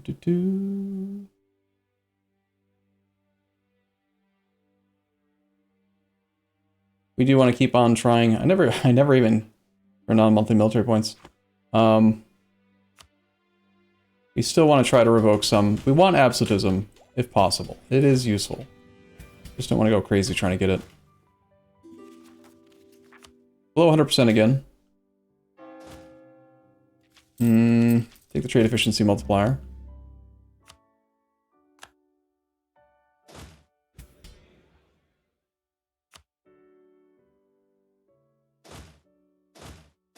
I think we can go back to full drill.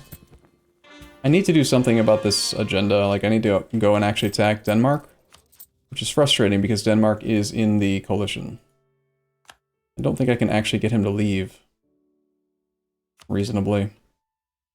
He's below 50, but I have to get him another, like, 100-some relations. It's maybe possible with gift and great power influence.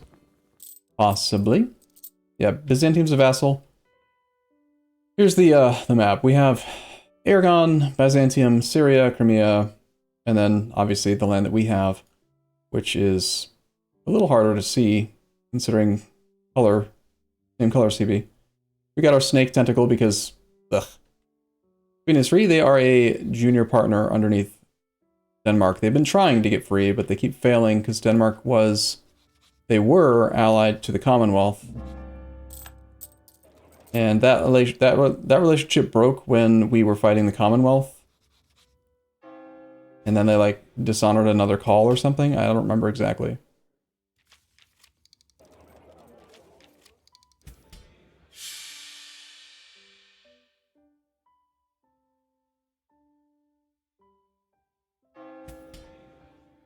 You guys ready for the third era? Well, the third institution, rather. What's spawning? Oh, global trade. Did I make a horrible mistake with my overextension timing? Like, it is the most powerful node in the game, right? It should be. Total value. Genoa is at 63 ducats. I did make a horrible mistake. We're going to miss out on global trade spawn. Oh my god, for some reason, our merchant is steering in the wrong direction. That is not okay. How the hell did that happen? Did I must have accidentally clicked it.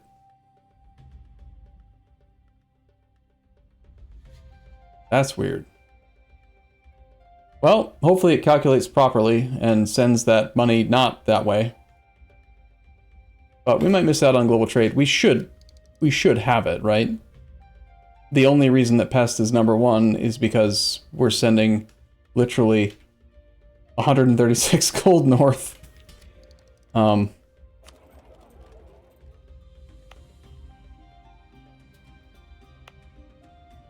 that's not good.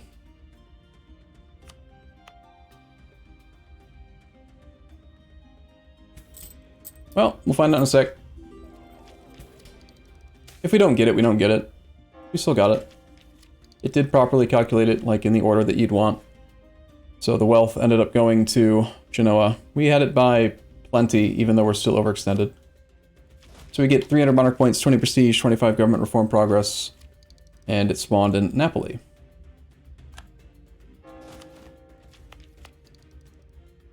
This institution's really easy to get. Like, you almost always get it. We could wait for it to spread to save some cash as well, but it spreads so fast. You still have the 50% increased spread rate from the second era. And then on top of that, like, typically the provinces that it can spread to are provinces that already have ridiculously high development. So if we just wait a little bit, we can save some money. Or we could spend, like, you know, 5,000, 6,000 ducats for it. That's also reasonable. We didn't even have the ahead of time bonus for trade efficiency recently. Now we do. We got that going for us, which is nice. No, no, no. Stop asking. About to integrate Aragon. Governing capacity after Aragon and after Syria should be good.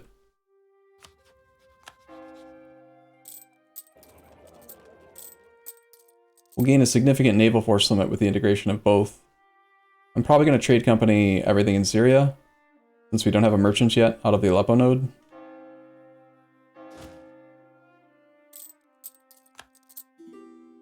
Keep these two as states. I don't think we can trade company Valencia. So we might make all of it states. I might end up accepting Catalan culture. We'll see. Fear has left the coalition. I still need to, if I can, remember to, like, cancel military access from these two derps so that Poland can't take advantage of it in the next war.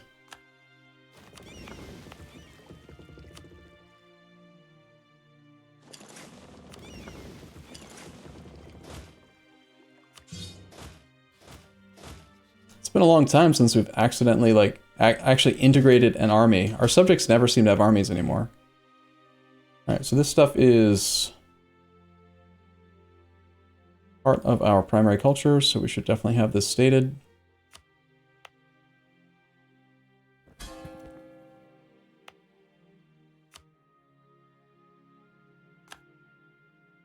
Check for zone of control. Did that bastard delete the forts on me right before we integrated? He has a couple, but no forts in Messina. One fort in Palermo would cover the whole state, but...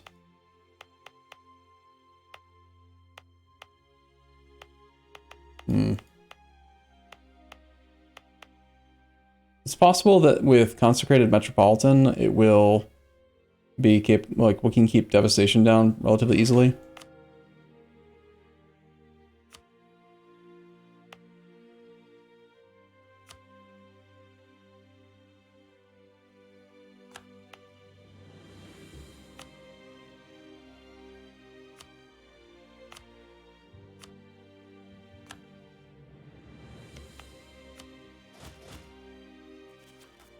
We've lost a little bit of land force limit temporarily.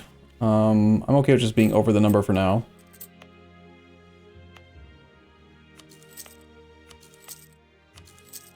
Take those all to level 2, take this to level 2. Wait a month for the floor, the autonomy floor to update from not being a territory and instead being a state. And then we will probably lower autonomy everywhere in Aragon.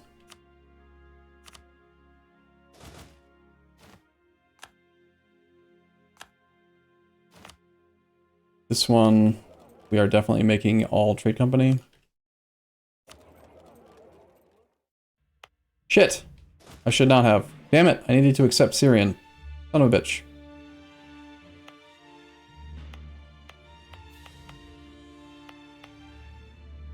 Doesn't cost me any monarch points, but I have to give up on the production value from this land for 5 years. I have to state it, which then removes it from the trade company, which then penalizes us for 5 years, and then I can do it again.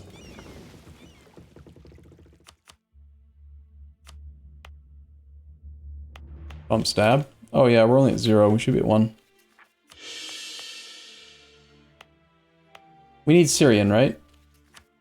We need to accept Syrian if we want to benefit from something. Petra? All the following must be true. One of the following must be true. Either have it accepted and have it your owner's culture. Oh, we need to accept Bedouin or convert it to Syrian. Bedouin. See, I didn't mess up. We'll just accept Bedouin.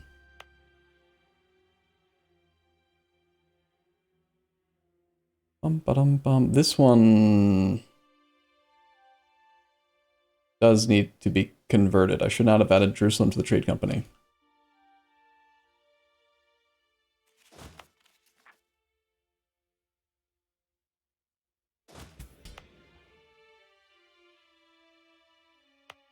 It's fine.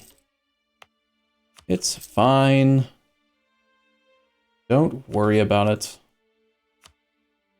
Look at all these stupid churches.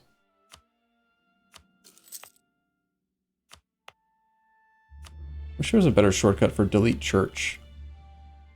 Like, delete every church right now, please.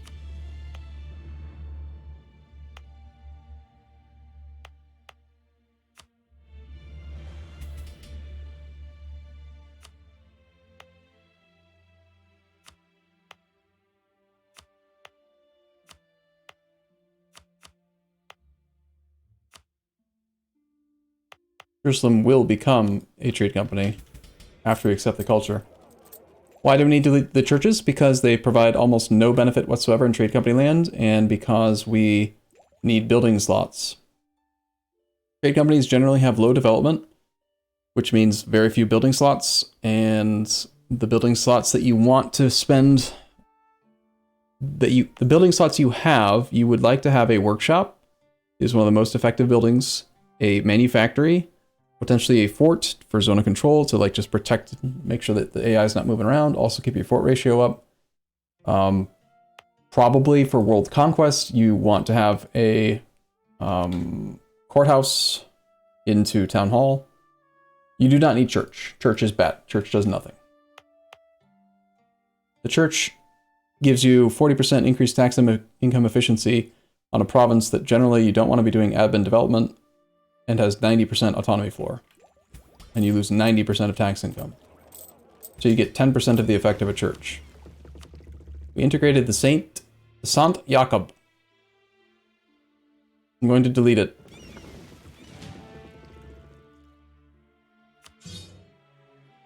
It's gone.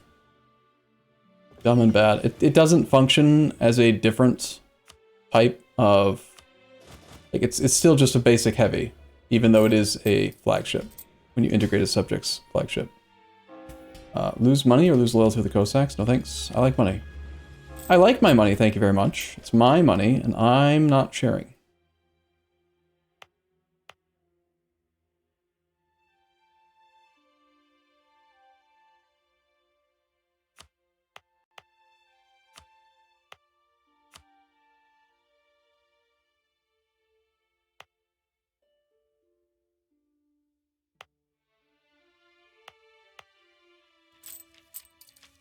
We keep on fluctuating on this 5th merchant. We need more trade power here.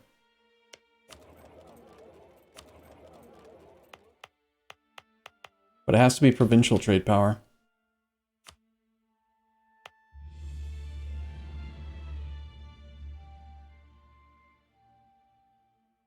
Guess I needed one more center of trade to really guarantee it. It's unfortunate. We are still Orthodox, yes.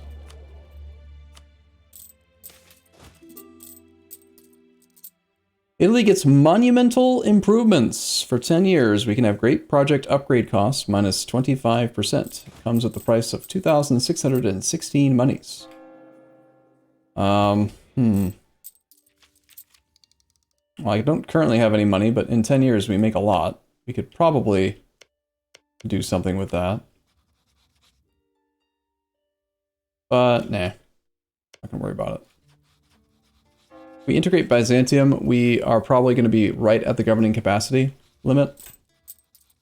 It is going to keep on growing. We're almost to the point where we have the final government reform, and then all government reform progress is just increased governing capacity, either via the expand administration click or the centralized state click. So if we were doing centralized state, I don't know this mechanic super well, but pretty sure the logic would be to check your states. This interface is awful. You would want to do it from the ledger.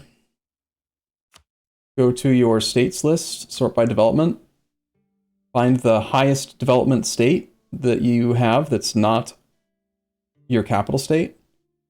So in this case, that would be the Serbia state, our original capital state. And then we would want to click centralized state here. This is the best target for this button. You spend 50 government reform progress and 50 admin points to centralize the state of Serbia into the most developed province. I don't know what that part means. Into the most developed province. Is it actually moving the development? The entire state's local governing cost goes down by 25%. I think that's permanent. State maintenance is just money, we don't care about that. But it's basically like adding another 20% governing cost to the whole state.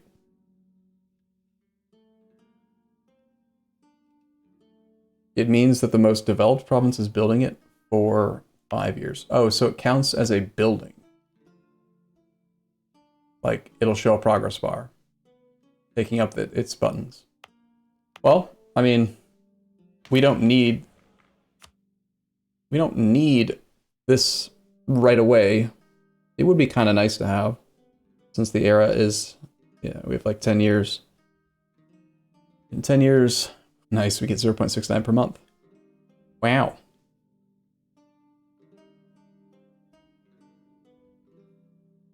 So in 10 years, we're going to be at 356. If I don't spend any governing points, we will have just enough to unlock the final tier right when the absolutism era starts.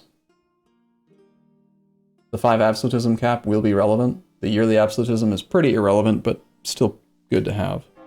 Alternatively, we can click a button and, you know, see if we like it or not. We don't need to yet, though. But that's the next thing that we do, aside from potentially doing the extra governing capacity privileges. But since we're trying to walk those back, also absolutism gives admin efficiency, and admin efficiency affects governing cost. Doesn't it?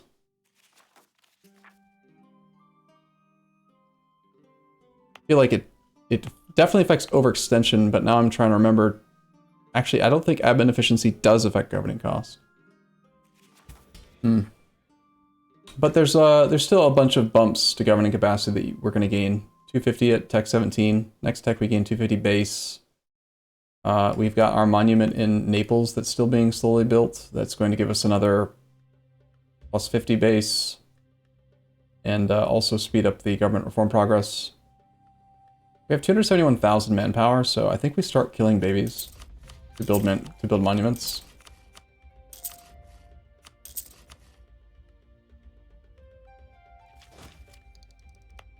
This one also we want. This one increases government reform progress, which is governing capacity, so this should get upgraded soon. Yeah, the Venice monument is pretty good. It's just government reform progress for us mostly, but that's still good. Man, we want. Envoy travel time is surprisingly good because it's additive, and we have minus some % already from influence ideas. So where is it? Here. So we have minus 25. Adding another 33 is more impactful than you would expect because it's additive.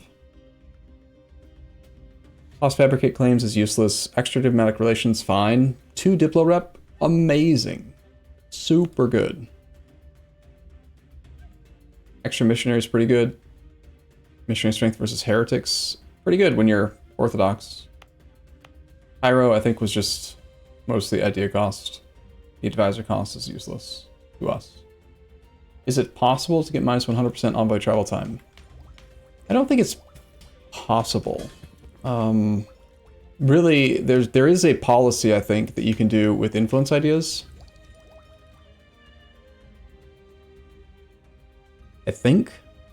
Comes to mind. It's nothing amazing. You don't, like, seek it out. You just sort of get it accidentally sometimes from something. Where is it? Envoy travel time. Maybe it was a policy with diplomatic.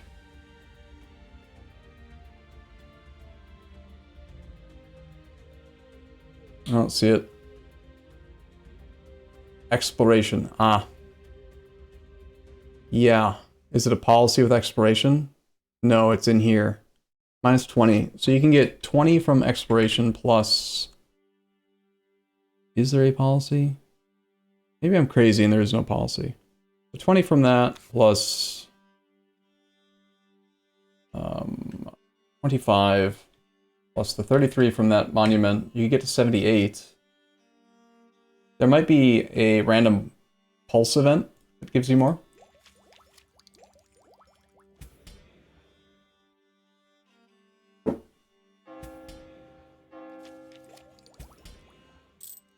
We've recently had a pulse event that increases envoy travel time, so it's pretty likely that there's one that decreases it as well.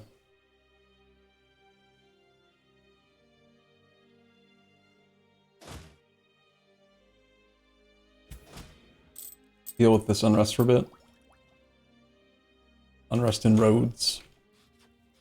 I think we probably do start the process of integrating Byzantium.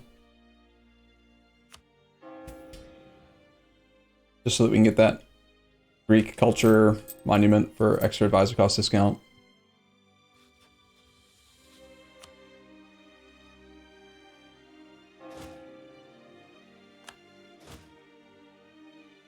Paying 10 gold to be over the force limit. I never lowered autonomy in Aragon's land, did I? I think that's why we're over.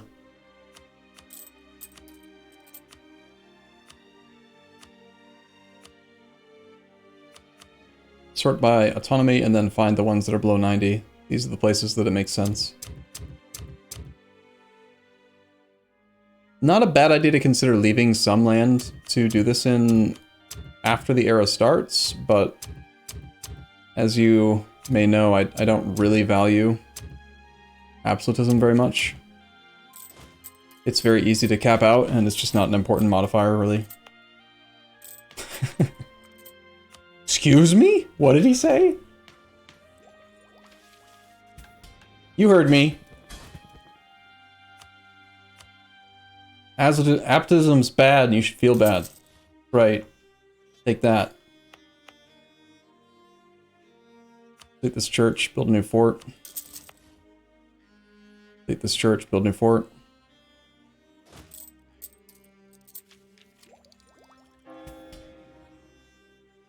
It's been at least 6 months since we talked about it, so let's go ahead and talk about it. Chat. You participated though, okay? Don't put it all on me. Why is absolutism bad? That's not the right question. The correct question is, why is absolutism something that you should try to get, but not care about getting? Like, specifically, the one topic I want to broach here is, should you do, for example, if you're at 80% absolutism cap, should you go through the court and country disaster to raise your cap to 100? Or not?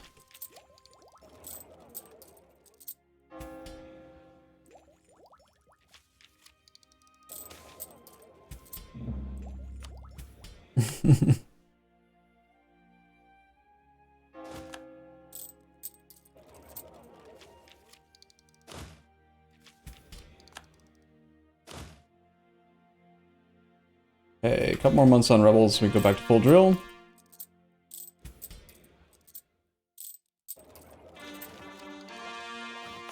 What estate privileges would you want to continue to use?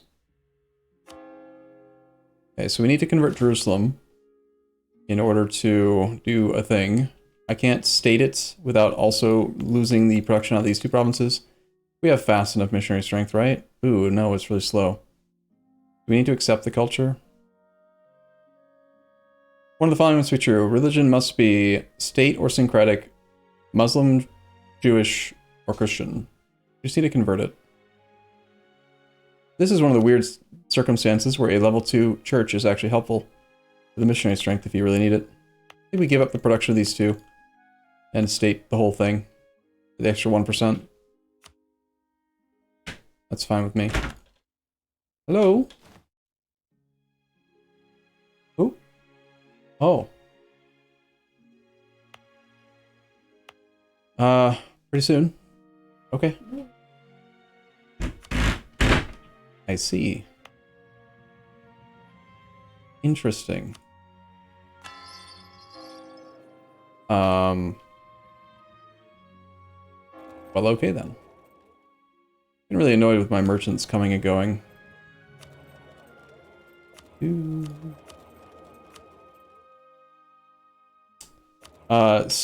Okay. We're going to transfer from here for the outgoing trade power multiplier since Byzantium's getting integrated. We need somebody to be doing it. It can't go any other direction, but we want the boost to outgoing value. That makes it worth it. Yeah, someone got here. I wasn't expecting them today. They were supposed to be here yesterday. So I'm just a little bit, not flustered, but like disheveled.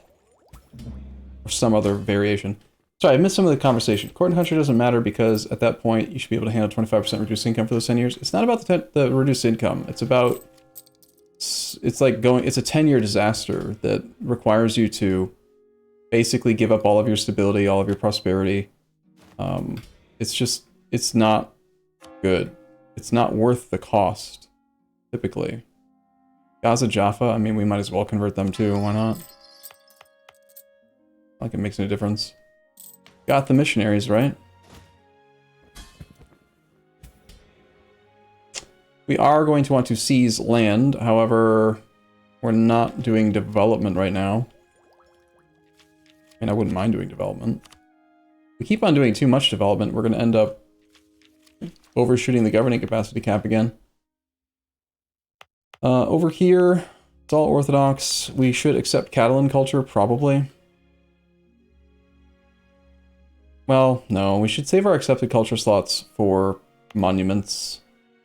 Monument. Like, I know I need one for Greek. I know I need one for Syrian or Bedouin. That's already 2 out of the 4 that we have. So, we do gain manpower, sailors, force limit. Not force limit, manpower and sailors. If we accept Catalan. It's mostly just that. The tax modifier is pointless. The manpower and sailors. Sailors aren't... sailors are pointless too.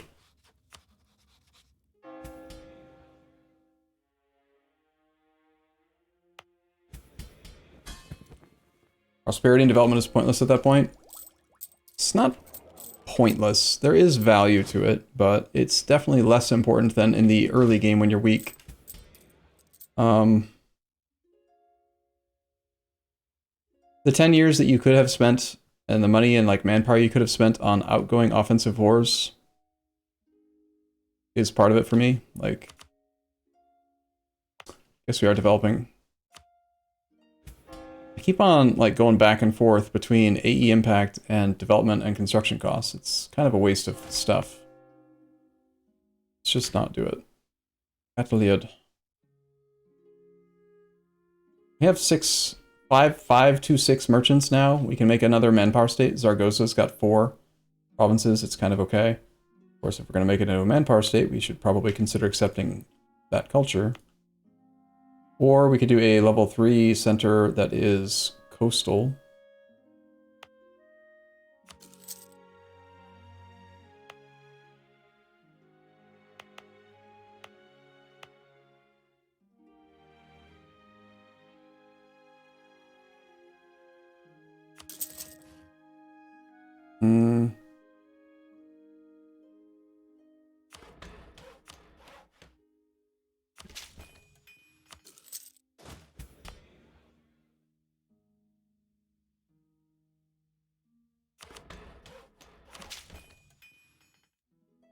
How many money? One-click button. What I'm trying to do is potentially develop enough that we can click this button again. I like that button. It's strong. Without wasting our other thing.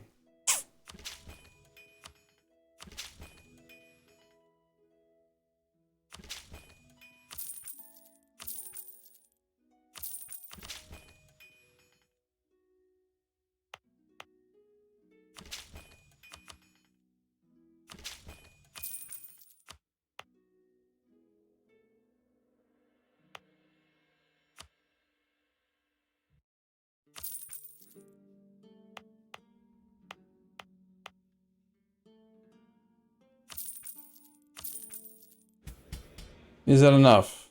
I'm 1 click shy. Well, damn. Guess we wait 1 month. Alright, I'm gonna get this last click in, and then I think we're gonna call it for the day so I can go and see my uncle. I haven't seen in a very long time. Who I wasn't expecting. Our number is less than it was. We were up to like 10,000 on this click. I'm not sure what else has changed that's affecting our income.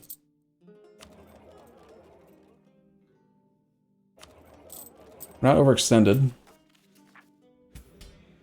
We have loyal burgers. Like, what we... Why is it lower?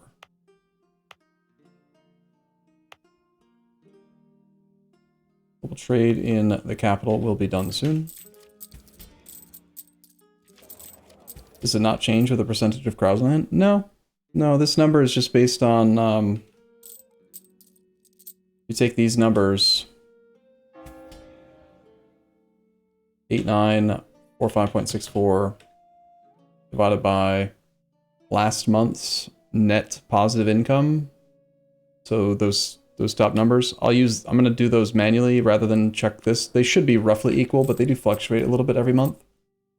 So if we add those up, wrong button, we've got 92.83 plus 124.75 plus 256.79 plus 9 plus 13.59. That was our gross last month. It's basically correct. 196.96. Exactly 18 months. That's where the number comes from. It's 18 months of your gross income, not net.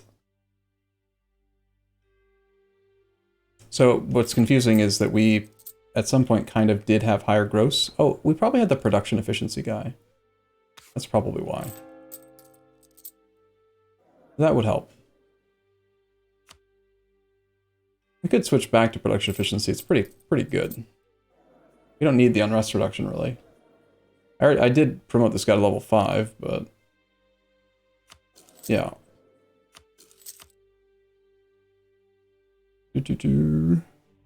Alright, so let's see how that affects it. We'll probably go up from 9,000 to, like, at least, hopefully 9.5 next month. You always gotta wait a month.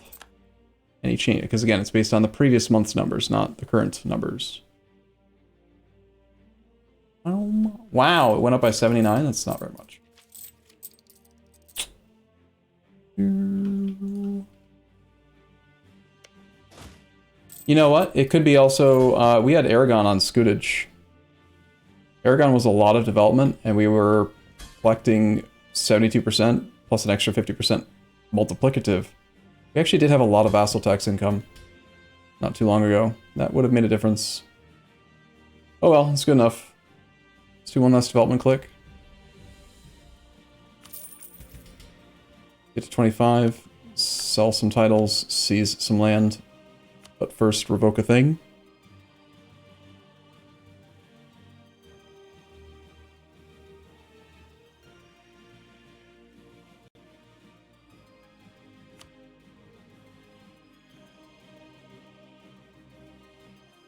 Unfortunately, that's going to cause them to rebel, but I do need to get these things revoked. At this stage of the game, revoking the 1 monthly admin points is hard to justify, but also probably maybe worth it.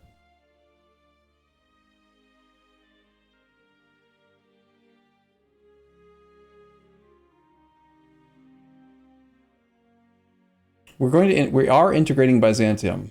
We have the incoming Parthenon to offset the advisor cost discount we're getting from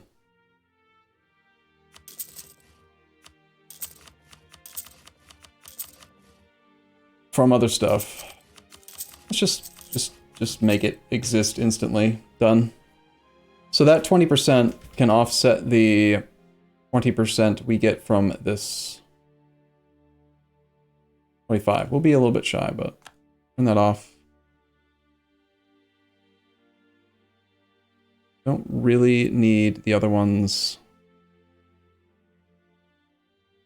These guys don't trend above 60 anymore, but we never cared about them being above 60. It's just these main three we care about. And if we click the button right this moment, then we're going to have a rebellion in a few places, but I don't care. Somehow the Cossacks have rebelled in like 17 different places because we have so many horses, right?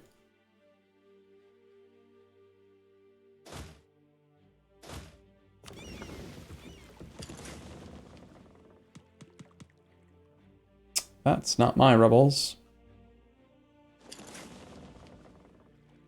Whoops. They're over here.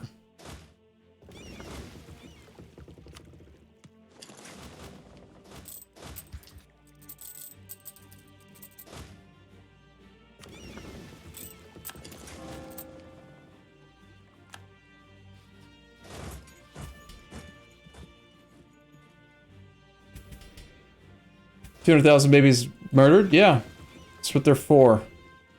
They knew what they signed up for.